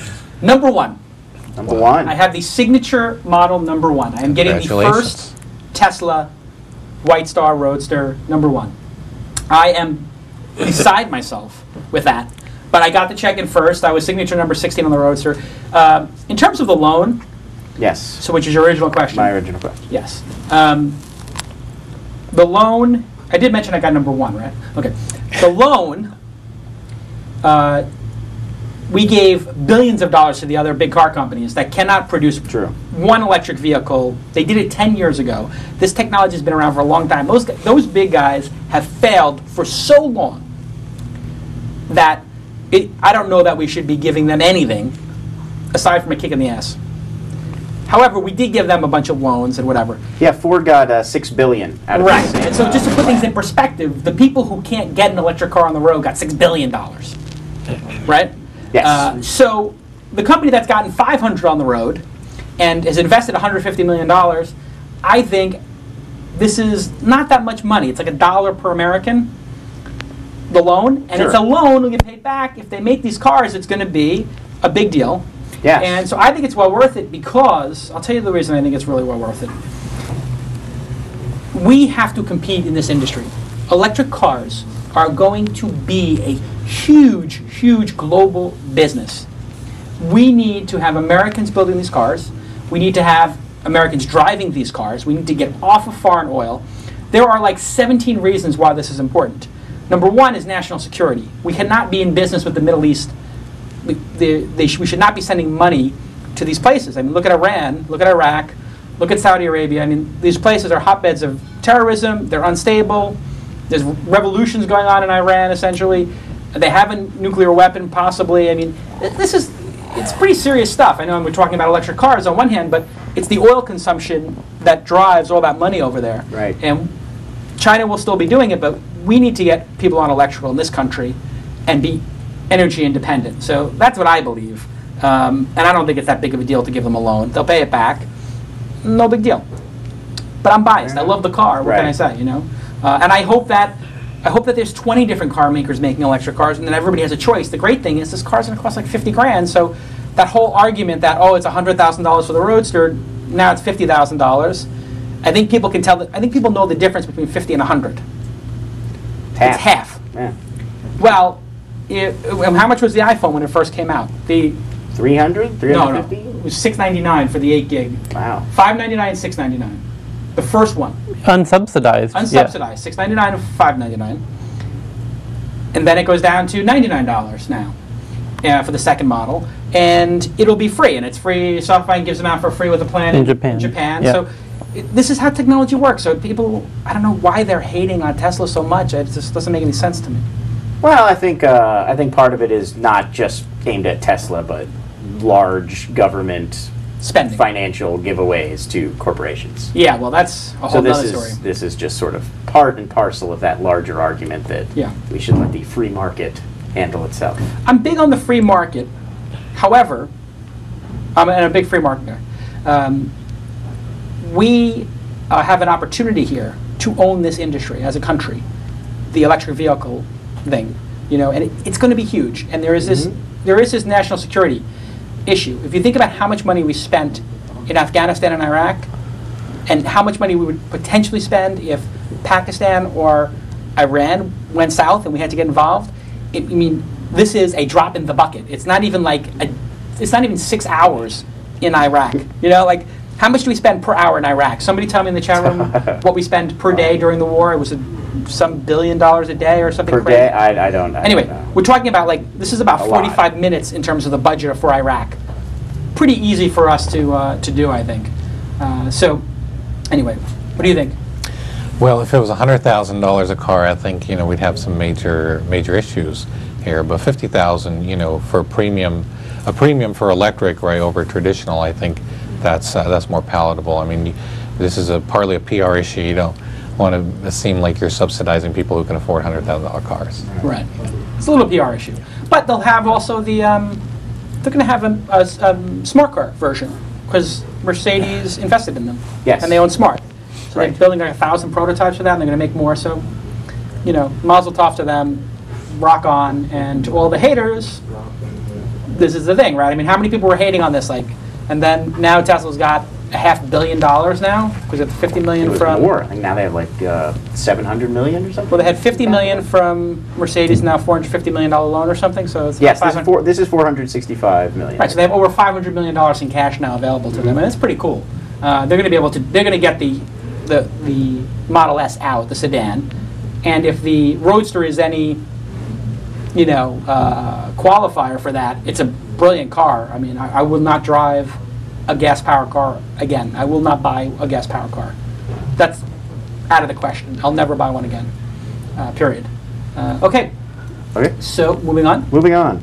A new study by design firm Catalyst Group has found 12 focus group participants, only a 12-person study, so nothing definitive. 12 focus group participants seem to prefer using Microsoft's Bing search to their traditional Google search, but they said they still would probably not switch to Bing as their primary search engine. So is this a question of brand loyalty? And how do you get past brand loyalty? If people know they like Google, even if you design a better, more reliable system, how do you get them off Google? Time. You have to have time. And you're not going to get everybody. I mean, if you look at Google and the Yahoo relationship, Yahoo still has 20% of the market or whatever it is. Google took some of it, they didn't take all of it. Some people still prefer Yahoo. And if somebody comes out with a great car, some people are still loyal to the Cadillac, they won't go to the next one. So it takes a lot of time, and you have to show consistently over time that you're going to be better. So I don't think Bing just having, a great new version, and it is great. I think they've done a great job. It's excellent, it's well designed, it's beautiful. I think the design is the thing they got best. It's very well designed. They took a lot of chances. It's easy for them to take chances. It's hard for Google to take chances. Google takes chances. They miss their quarterly earnings. Microsoft takes chances. There's nothing to do with their quarterly earnings. They don't make any money. So if they're starting from zero, with regard to search, what does it matter? So I think people do like it. They will get market share, and it's on. Which is great for the industry. Yahoo now and Google now have to start innovating and really focus on this. I mean, you tell me what's going on inside of Yahoo. What do you think of Bing, and what is the sentiment about Bing? It's an impressive product. No? Yeah, the sentiment is positive. I mean, while it's not a game changer, right. It's an impressive product, mostly from a design perspective. Some of the technology is also good. I mean, they built power sets, so they got some things under the hood there that are good technology. I mean, Google's an incumbent, so they're going to be slower to adapt naturally, right? They have a business to protect. Every tweak you make in search impacts, billions of revenue, to your point. So I think it's expected that they would take some time to respond. User behavior doesn't change overnight. So I think the true test of Bing is, a year from now, and seeing if it moved the needle. But I do agree that it puts pressure on everyone to continue to innovate. In Yahoo, we have a bunch of things we've talked about, whether it's Boss or SearchMonkey. Those are about openness in search. Things we're doing in local and search and bringing those together, what we call vertical experiences. Yeah. And a lot of ways to connect Yahoo's content network to search, right. which is something that stands out from both Microsoft and Google. Google's not really in the content business right. per se, although they have a number of verticals that they've launched. Some of them are doing good, and Microsoft really doesn't have share there. Right. So I think we all have different strategies. It'd be interesting to see how Bing plays out. And you brought with you a huge announcement about Microsoft and Yahoo today to announce? Just kidding. Same thing that was said yesterday, which is nothing. Nothing, right. I love Carol Bartz. Yeah. She's like, listen, there's not a deal, and if there is a deal, see, we're going to have a deal. She's like very That's like Edward G. Robinson? Yeah, she's just like, when there's a deal, you'll know about it. Yeah. I like her. I think she kicks ass. I like a kick-ass CEO, you know? Like somebody who's like, listen, when there's a deal, you'll know there's a deal. And if you don't know there's a deal, that means there isn't. And when I tell you there's a deal, then there's a deal. She's sort of gangster. Lay down the law. That's it. I like her. She's strong. There you go. And everybody was like, oh, she doesn't know anything about consumer internet, da da da da. And she was like, oh, if I hear that again, shut up with that. It's great. She's awesome. Her and Bomber is just a great combination. I love that. It's good. Can you imagine those negotiations, her and Bomber? No. All right, we're not going to get you in trouble. Keep going. Okay. Next story. One more. Speaking of Bing. Bing, hello. The Kayak airfare search engine is accusing the Microsoft search product of ripping off its interface. Yes. Bing Travel apparently resembles Kayak so much, there may already be lawyers involved, according to Wired.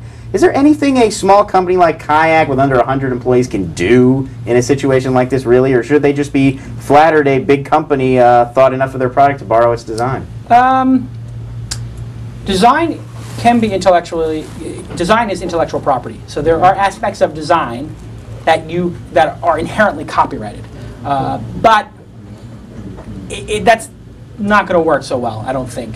The layout and the design, kind of hard. If you stole the actual code of the CSS, then, if they found that kind of thing, you have a little bit of a problem. But I think maybe Kayak should spend a little more time focusing on making their product better, less time worrying about what Microsoft is doing. Hackia, which is another search engine, yes. I saw on their blog, they claim that Bing stole the idea of category search from them. And they're like, we're the first person to do category search. And I was like, excuse me, I think Mahalo launched before you did, and we had category-based search, and I'm not sitting here crying about Bing, Right. Oh, wow, Well, when the cameras aren't on. Yeah, when the cameras are on, I'm breaking desks. But no, seriously, I mean, people are just such crybabies about this stuff. The fact is, Naver did category search long before Hackia did it. The concept of, here's blog posts, here's images on one page. Yep. So, I don't know. I mean, Microsoft accused of stealing something? Really? Shocking. I mean, Never. Everybody borrows from each other in the industry. I do think it's probably not in the best taste for them to copy it so literally. I saw the images. It's a little too much. The people at Microsoft, a little bit out of line. And the thing is, Microsoft has to keep in mind with this stuff is it's great to innovate, but if people in the community feel you're stealing too much, they're not going to sell their companies to you. They're not going to want to work with you. And so Microsoft has to be very careful now of they cannot make another mistake like this. So whoever did this, they need to go to that person and say, listen, we know that you copied it. Forget about that. You're not fired. Don't worry. Stop. If you're going to do something, we're paying you to be a little bit original here. Do something original. And don't copy it exactly because we don't need the bad press. Right. Bomber said he's going to buy spend billions of dollars on this and buy all these companies. I mean, who's going to go up to Microsoft and meet with them and talk to them about what they're building now? Nobody. And Hackia said they had been up to Microsoft to talk to them and that they couldn't work out a deal or whatever, or it never went anywhere. So now Microsoft is going to start getting the reputation amongst search innovators and companies, or they risk this, that they're stealing. And that anybody who goes to meet with them for a partnership should expect that their intellectual property will be stolen. This is not a good thing to put out in the marketplace. And I know all the players involved in this. I meet with everybody on a regular basis. You really can't protect yourself as a small company. It's very hard. Very few things are copyrightable, trademarkable in design and look and feel. It's just hard. So I don't know that I think Microsoft just needs to, now that this has happened, make amends with those people, however they do it. Pick up the phone and talk to them would be a good idea. I would. And then just make sure that everybody in the team knows, do not do it again. Don't do anything that makes us look like we're stealing. Let's be innovative. What do you think? Well, I wasn't following this one in particular, but and I think you're right from an entrepreneur's perspective in terms of the way you might look at a Microsoft or Yahoo if this actually happened. But within a company, I would imagine this happened at a pretty low and tactical level. I mean, Yeah. this is too big and important a company to make a mistake like this. So it's probably a very tactical thing. So the quicker they can squash the PR and remedy the issue, I think the better. I think from an entrepreneur standpoint of talking with big companies, which is a really interesting conversation in and of itself. Right. You know, talking to a Google or Yahoo or Microsoft, I mean, quite frankly, I mean, young companies move so much faster than we do. Yeah. So I rarely see any risk. But there are situations when you're talking about deep intellectual property, you're talking about two, you know, PhD type folks who are both in a race against each other to build something, then that's a very whole different level. Whole different scenario. Different than design, Different look and than feel. design. Yeah, I mean, and also you have to use your brain as an entrepreneur. Like I go meet with a lot of big companies, and I show them. They say, "Oh, should we sign an NDA, whatever?" And you know, I just make a joke. We're under Friendia. Don't blog it, don't tweet it. I won't talk about the fact that I'm here on the campus or whatever it is, and I don't show them anything that is future looking. Like I don't show them Mahalo 3.0. I don't tell them every plan. I show them what's already in the public and that I've already talked about. So it's already out there, and I know that we can go faster than them. Always, yeah. Always, you can go faster than them. So Hackia and Kayak are now getting all like, "Oh, you stole our stuff." You know what?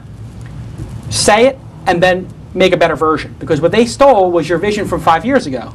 If your vision's not constantly changing, then you know that's a sign that your vision is not changing enough. Right, that they have the problem now. Exactly. I mean, it's in basketball. There's a concept of playing on your heels. So one person is sticking it to another. They have control of the game. Right. And you never want to be in basketball playing on your heels, reactive to the other company, to the other team. If they put a center in, if they put two tall people in as centers, you put in and you have your small team in, you can either run faster than them and beat them down court, or you can play on your heels and try to defend them with your smaller players. You know, you got to get the advantage. So anyway, use your advantage, which is great advice. Go faster. Absolutely. And whatever. Okay, we have homework. No Deadpool? No Deadpool. this week? Is there a Deadpool? There is a Deadpool. We have All a right. Deadpool. Deadpool it is. New entry into Deadpool. Really? What? Clear. Clear. Clear was a service that allowed you to register your fingerprints and your irises in advance of arriving to the airport. You could avoid long lines at security for $200 a year. You would sign up. You would go through a exhaustive process of confirming who you were, and then they give you a card. You go to a special clear lane. They had them at about 20 airports. Just swipe your card. You go right through. You cut to the front of the line in security.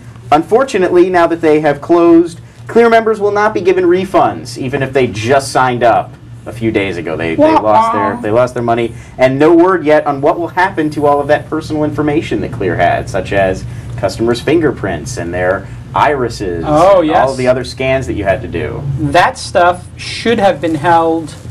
Well, now, see, the thing is, a bankruptcy court judge, if it's going bankrupt, they shut down or they're going bankrupt, you know? I believe they shut down. They said they could not come up with enough capital so to that means cover that means they're selling the asset to somebody, Probably. or they're going to attempt to right now. They couldn't meet payroll next month, or whatever. The list that the company owns, even if they made a promise to the users that they were not going to do anything with it, the users are screwed, because a bankruptcy court judge, this happened in Web 1.0, can say, you know what, the interests of the shareholders of this company are greater than the privacy of those people and whatever arrangement they made with them.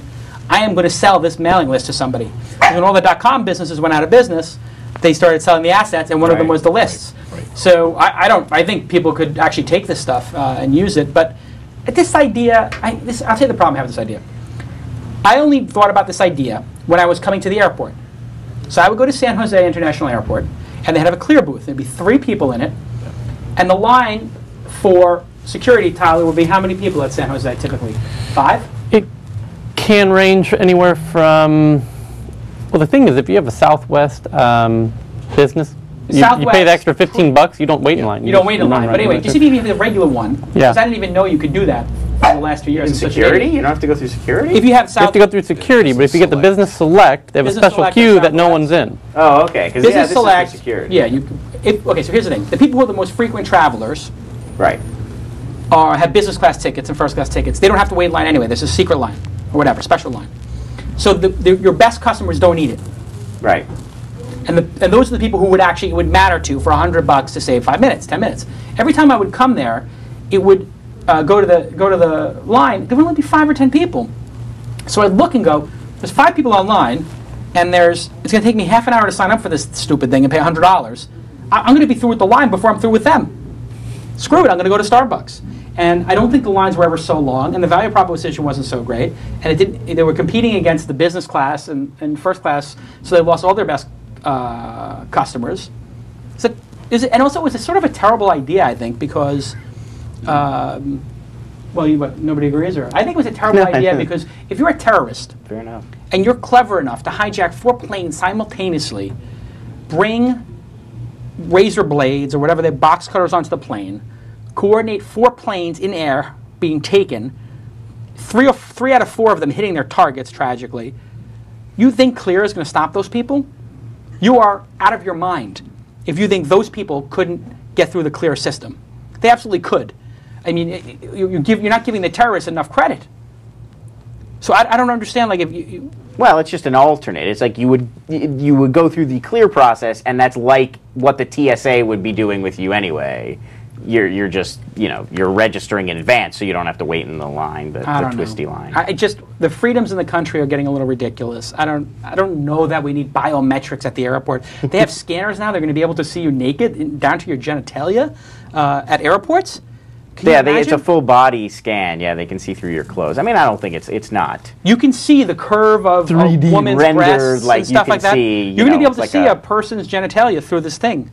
Yeah, but I agree. I'm not in favor of it. It's not like seeing somebody naked. You're not seeing. It's enough. I mean, if you were okay, sure. Well, if the person if the $9 an hour person took a picture of it with their cell phone of Brad Pitt naked in there or Angelina Jolie and sent it to TMZ, which will happen. I would download that. Yeah. Exactly. So okay, fair enough. There you go. So this is ridiculous that we just to fly have to be essentially digitally strip searched.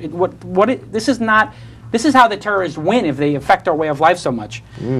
I think. Yeah. And listen, I'm all for security. I don't mind going. I take my shoes off. You can pat me down, whatever. But get naked. I mean, it's just crazy. And then my eye scan and my fingerprints, blood test. I mean, what is it going to come to? And I don't want my iris and all this stuff in a national database. I don't want to give biometrics for my driver's license. I mean, it's turning into a police state.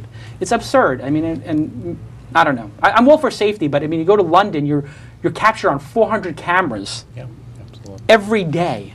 I mean, you have no privacy. And the thing is, the people who are in charge of these systems are the people who will compromise them. Because guess what? Any human is compromisable. And so all of these cameras, you can be sure that people will be watching them. Your biometrics, people will be taking them. It's just a disaster. Do it. Somebody had a good point here. Do what the Israelis do at the airport, which is exactly right. I mean, they ask you questions like, where are you going? Oh, who's that, your uncle? What does your uncle do for a living? Oh, mother's side or father's side? They ask you these questions, and they can tell. You start sweating, Anyway. We put in the Deadpool now? Clear. Clear. Boom, boom, boom. Over that way. Dun, dun, dun. Where should we put them? Let's see. What is Yahoo GeoCities doing in there? Oh, sorry about GeoCities. This week, guys. Come on.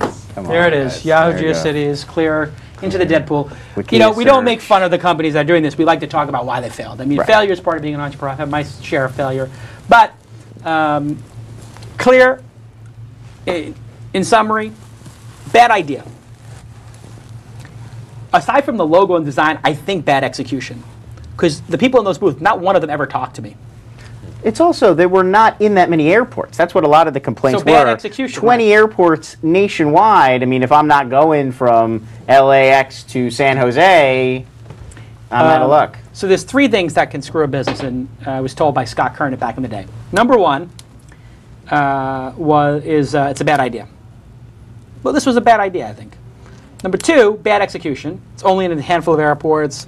It's too expensive. $200, yeah. Yeah, too expensive. Steep. I mean, the price of a ticket is $100 each way. It's a price of a ticket. Nobody's going to pay for that. Too expensive. Yes. And then third reason is outside factors, right? So it's the idea is bad, the execution is bad, or outside factors. This had all 3 against it. The outside factor was the fact that the airlines gave a special line to First Gas in Business that you took your best customers away. So this was doomed from the beginning. Steve Brill is a great entrepreneur. He did, I think he did, what did he do, Court TV? And then he had a couple of failures, Inside.com or Brill's Content, failed on a couple other things. Funny joke here, Tesla needs to make a plane. It's funny you mentioned that. Elon Musk talked about that. Really? Electric power electric planes? Yeah, it's not there yet, but the amount of force needed to get the plane off the ground would have to be fuel, but maybe the batteries could power in flight a little bit. But can you, like, for a 6-hour flight, you could... It wouldn't work, not yet. Yeah. But it's possible we'll obviously have to get there someday, because how else are we going to colonate Mars, or how are we... or when we run out of gas. Electric vehicles? Or what do when we run out of gas? Yeah. Okay. Fair enough. Are we up to the homework? Sure. That's no. Now, try again. That's an announcement. Boy. Well, we're especially announcing homework. Yes. Here we go. There's homework. Now, we have a homework caller here. Is there a homework caller? Here we go. Who could that be? Who could that be on my phone? Who can it be now? Hello, this is Jason. Hey, Jason, this is Brad. How you doing? Hey, Brad. Did you do your homework, Brad? I did. I watched the excellent movie, The King of Kong. You watched The King of Kong. Mm-hmm. Now, I know you're somewhat new to the class. Have you caught up with the other homework assignments? I watched The Man on Wire, but I haven't had a chance yet to watch the first homework assignment. Yes, Steve Water. So that's okay. You're new to the class. We're not going to. You have time to make up your past assignments. So tell us, as entrepreneurs, what can we learn from The King of Kong? Well, what I took away from The King of Kong was that it kind of shows the two avenues that you can take in life and also to take in entrepreneurship. And you have Steve Wiebe, who is always down on his luck. He's not very aggressive, but he's a really nice guy, and everyone seems to like him. He's kind of the hero of the film. But then on the other side, you have Billy Mitchell, who's very cocky, arrogant, but also it looks like he's a multimillionaire in the film. He's very successful, has a line of hot sauces. He gets a bunch of press. He's the guy that's getting all the recognition from the judges about his scores, even though he sends them in by videotape, or sometimes you're not really sure whether he's cheating or not. But he's always the one that's getting the magazine covers, and I think that kind of shows the two ways that people can go in life. You can be the really nice guy, and you might finish first, which Steve Wiebe almost kind of does, because at the end, he really is the hero. Yes. But it took him a long time to get there. He got laid off, and he's just really struggling with his family life and everything. Or you can be really aggressive. You might get a lot of people not liking you so much, but you're going to be the guy that's getting a lot of success. You might be the one that's making a lot of money. Right. But you might lose a lot of friends in the process, like Billy Mitchell. Right, exactly. You've done very well on your homework. I give you an A+. This is a great first homework assignment. You are a welcome addition to the class, Brad. Thank you. I wish some of the other students would be as diligent as you are. It's a note to the rest of the class, Tyler.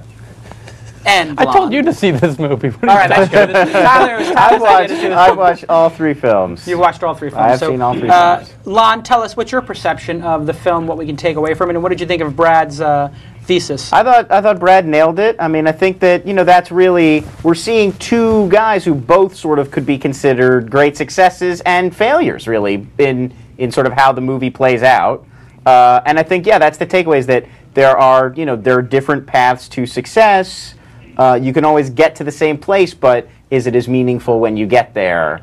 And I actually think the issue he brought up, that's to me one of the most interesting things about it, is just that the whole world of video game competitions, it's really kind of this chaotic world. You can videotape, and I know you can reset the levels on the machines. There's always controversy about, it had the extra hard setting on the machine, and he was playing on not as hard a setting, and there's all this kind of stuff, and so it really does become more personal, and no one maybe is ever going to have the unambiguous no asterisk by their name, I'm the all-time world champion. It's really about sort of how you're approaching the task, why you need to be the champion so much, and the sort of the spirit that you go in there with, and the, are you doing this because you love the game and because you really want to do well, and you're just inspired to sort of try to be the best, or are you sort of a little bit more crass, a little more selfish and in it just for sort of personal material gain?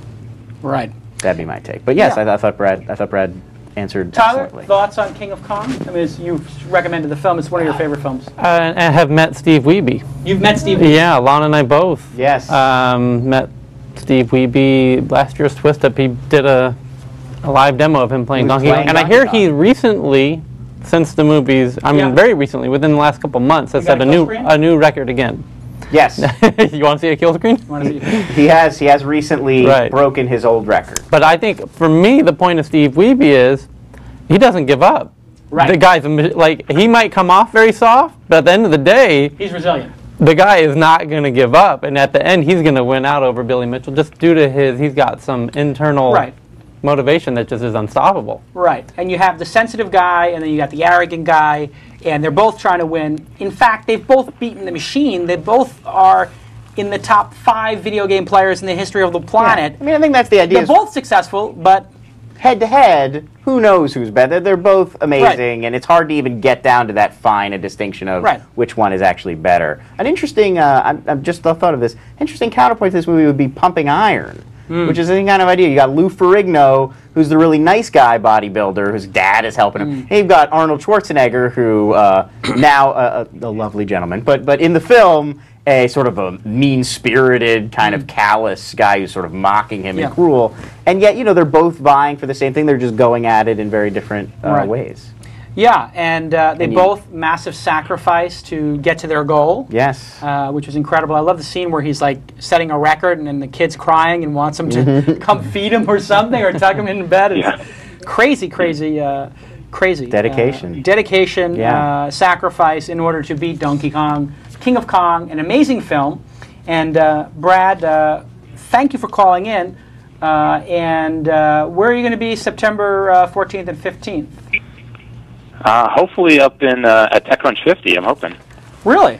Did you buy a ticket? I was going to, but I was hoping that my pal Jason might be able to sneak me in. Really?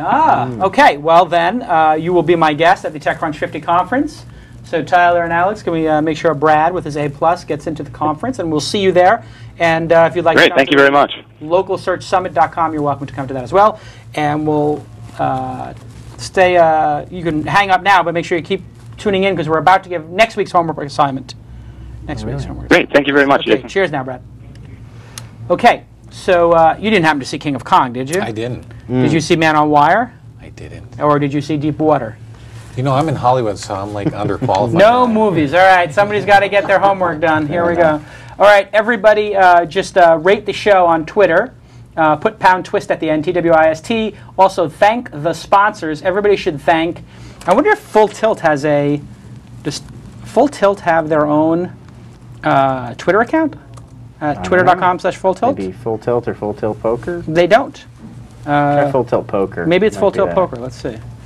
Everybody thank the sponsors. No, they haven't gone on Twitter yet. Somebody needs to get Full Tilt Poker on Twitter.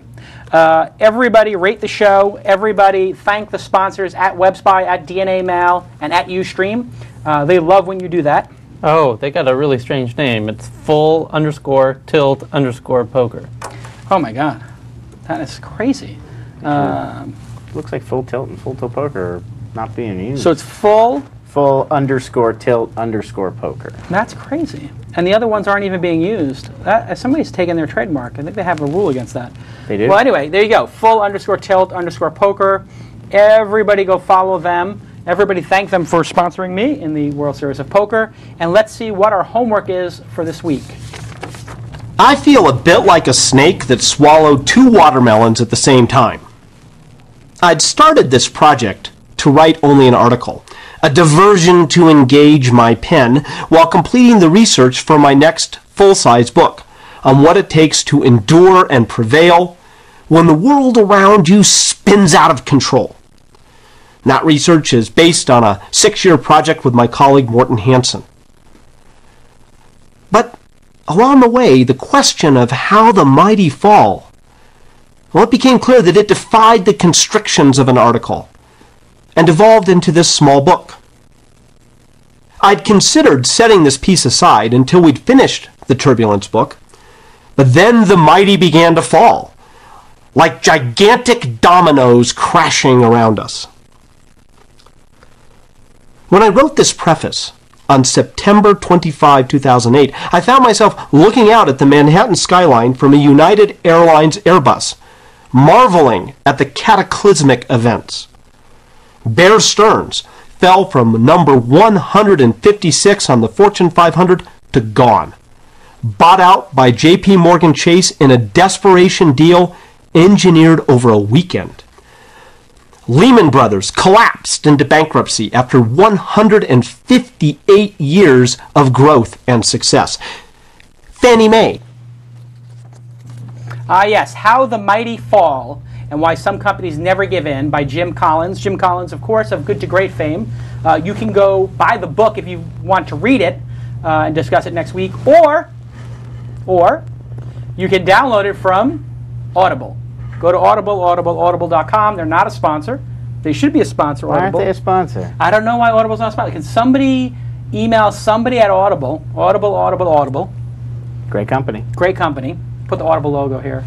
You know, I used to work there, right? You worked at Audible? Yeah. You're kidding. I love Audible. Yeah, I'll connect you with the people there. Really? You worked for Audible? Mm-hmm. No, the Audible people love when I do the commercials on This Week in Tech. Is that right? I do a commercial for them.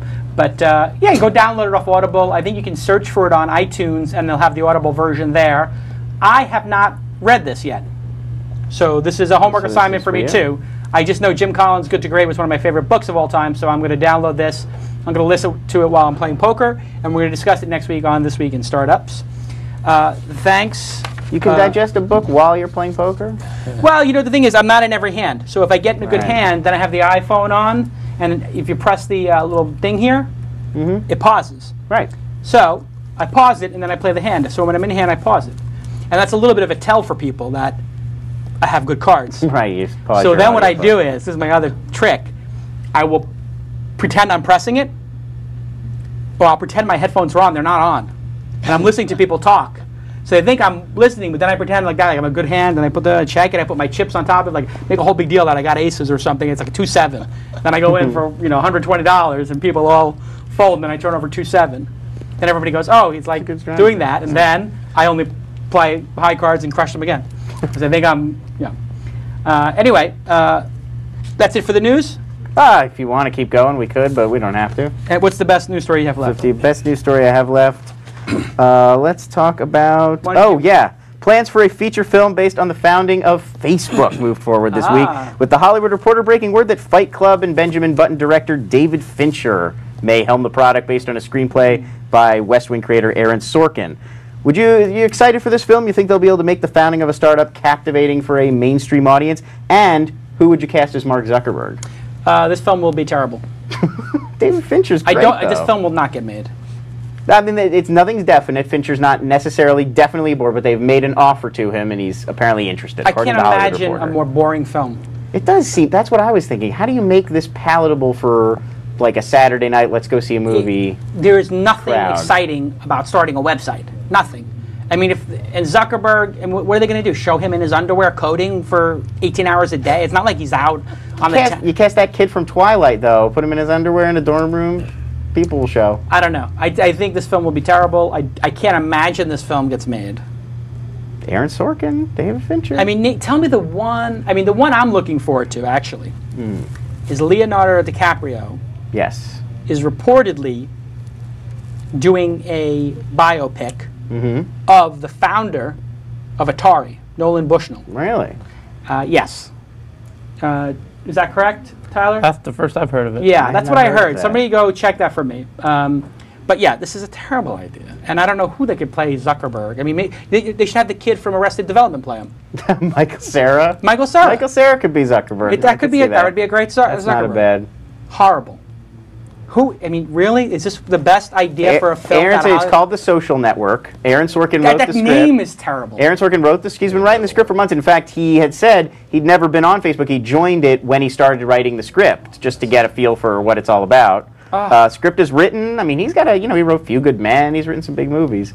Now, yeah, David Fincher. I mean, Oscar nominated. Are they trying? I know what this is. They're trying to time it with the IPO. They believe this is the next Google. They believe the IPO is coming. They believe they can get the film done at the time of the IPO, and that they will have the IPO will be the marketing for the film. Interestingly enough, I wonder if you're allowed to come out with this film during the quiet period of the IPO. Well, it's based on the story. It's independent of the people. It's not being funded, and no direct connection to Facebook. It is based on the founding of Facebook, but I don't even know. They're calling it the social network. They may not even use the word Facebook. They might make up their own. Oh, wait. Oh, so it's not. It's going to be like loosely based on, you think? Or? Well, I don't know. Whatever Aaron Sorkin decided to write, but it is a fictionalized sort. It's not a documentary film. They're making it into a story. Do you guys remember when Harry Met Sally? They had AOL kind of cameoed and. You've got mail, yeah. I mean, see, that was an interesting tie-in, right? Tie-in makes sense, but you need a story. Yeah. You need a story. Yeah, no, this is the story of the Facebook founding. The reason that worked they're students at Stanford, and You've Got Mail worked because there was a story behind it. Like there was the Barnes. I think it did because it was a story of the Barnes and Noble beating the bookstore. It's Shop Around the Corner, actually. Yeah. It's a remake of an old film. And so, and also you had Tom Hanks and Meg Ryan. Meg Ryan, which everybody loves them together.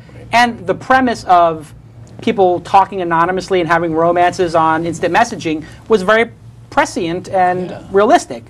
So, but you'll notice with that film, very little of it occurs on a computer screen.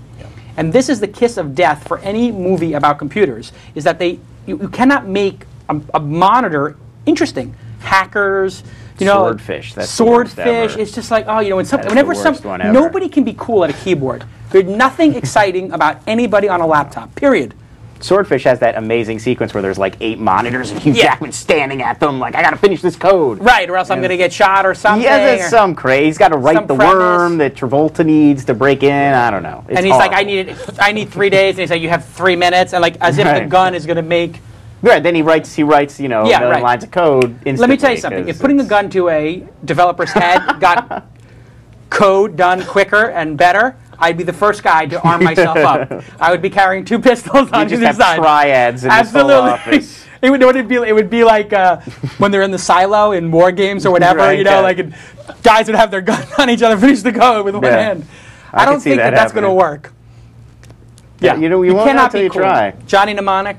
Oh, come on, no. Anytime. No. This is not going to be good. I mean, and you know what the other problem with these things is?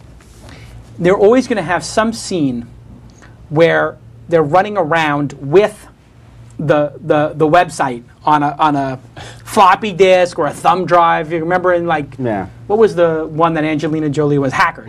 Hackers, they're running around on their rollerblades with the disk, and they got to get the disk to the computer. Hacking the street lights too, which is it's just it's just, terrible. That's going to be a disaster. Anything else? What are the other news stories? We got Friend Feed. They've added file sharing. Who cares? We've got Trip Wait. Friend Feed added file sharing? Yes, they're hosting the files. That's yes, up to 3 MP3s, PDFs. You can share PDFs. Any smaller, no movies, nothing too big, but smaller files. And you can only do 3 MP3s a day, and then they cut you off. This is what Pounce did. Yes, very similar. And this is specifically so people can share storing goods. Right. They're saying that they have a sort of YouTube-esque anti-piracy policy, which is if they get a cease and desist, they will pull it. That's fine. What's the other one? We've got TripIt, which has added a premium version for $100 a year. TripIt Pro. That's a TechCrunch 40 company? TechCrunch 50, good, yeah. And we finally there are thousands of applications in the iPhone App Store, but we have a study that says very few of them are actually being used. Only about half of the applications, in fact, have 1,000 or more users. Well, I mean, if you just look at your own iPhone, like how many you have 40 applications in your... Oh, I don't even have 40 in mine. 30, whatever. How many do you use? I keep a neat iPhone. 3? Regularly 5, 6 applications I use. Okay, which ones are the standard applications that come with the phone? Well, right, aside from iPod or whatever the standard applications are. I mean, there's a few games I play on. Oh, you play some games. I have a few games. I only have 1 or 2 of them on at a time. And I've got I've got Around Me, which is a really cool one. That's a good one, yeah. Where that's like, whatever's in your immediate area. And AIM, I use AIM. Yeah, that's Facebook's on the iPhone. Yeah. I don't know. It just doesn't seem like, you wouldn't, it's not like you're going to use a lot of these. Right. And they say about half are getting 1,000 users or more. Less than 5% have above 100,000 users and are really sort of that's still impressive, I think. But it's going to be a long tail power curve. Whatever. Yeah, I mean, I think the question I was going to ask is, how do you avoid getting lost in the shuffle? If you have a new iPhone app, what do you do? Because it's so self-perpetuating. I mean, they put the top apps on the top of that list. Those are the ones everybody sees. If you've got a new app nobody knows about, it doesn't involve, like shaking a baby or something controversial. How do you get noticed? Yeah, that's a good question. I think you can buy ads in other applications now. Really? Yeah, I think AdMob does that. I don't know, man. I think you have to have something viral in your like if you have Zanga Poker or something like that. This is really annoying. Zanga Poker is doing a good job because I get emails constantly that people sign up, and then to get more poker chips, you invite your friends. Oh, I hate that. So then, I'm like this, and so if they invite you, you get chips, they get chips. So I'm constantly getting $5,000 chips. So I see when all my friends are, starting to play poker, wasting their time playing poker. Not that I would know anything about that. Full Tilt Poker. There you go. Yeah, I don't know. We could do a whole show on how to do a purple cow with your iPhone application. We should do that. Maybe that sounds like a good one. Not a bad idea. All right, thank you, everybody. That's 2 hours of show. We promised only 90 minutes. Everybody rate the show. Everybody in the chat room, tell us what you thought of the show. Contact at thisweekinstartups.com. Let's see. Sneakers was a great movie. Sneakers was a great movie. Yeah. Very little actual computer stuff in that one, though. They're mostly pulling like heists. Very impressed with the most recent Twist broadcast. Matt Hodder, thank you for that. 10 out of 10 from Eden Jenger. Thank you for that. 9.5 today from RAJJR. Thank you for that. 9.5 out of Patrick Pater. Getting there. Make the sound crispy. Crispy. All right, well, that's some crisp to the sound. Paul Capestany says it was a 9. Need to get a different intern. I don't know what that means. I think it was because we had the 2 mistakes. The homework. It happens. Don't worry about it. It happens. Away. Who cares? They're doing a wonderful job. We're not on network TV. They're doing a great job. Wonderful job. A.W. Lemming gives it 9 out of 10. People love the show. This is great. These are all great scores. Every week it goes up a little bit. And we'll see you all next time on This Week in Startups. Like we always do with this time, I go for mine.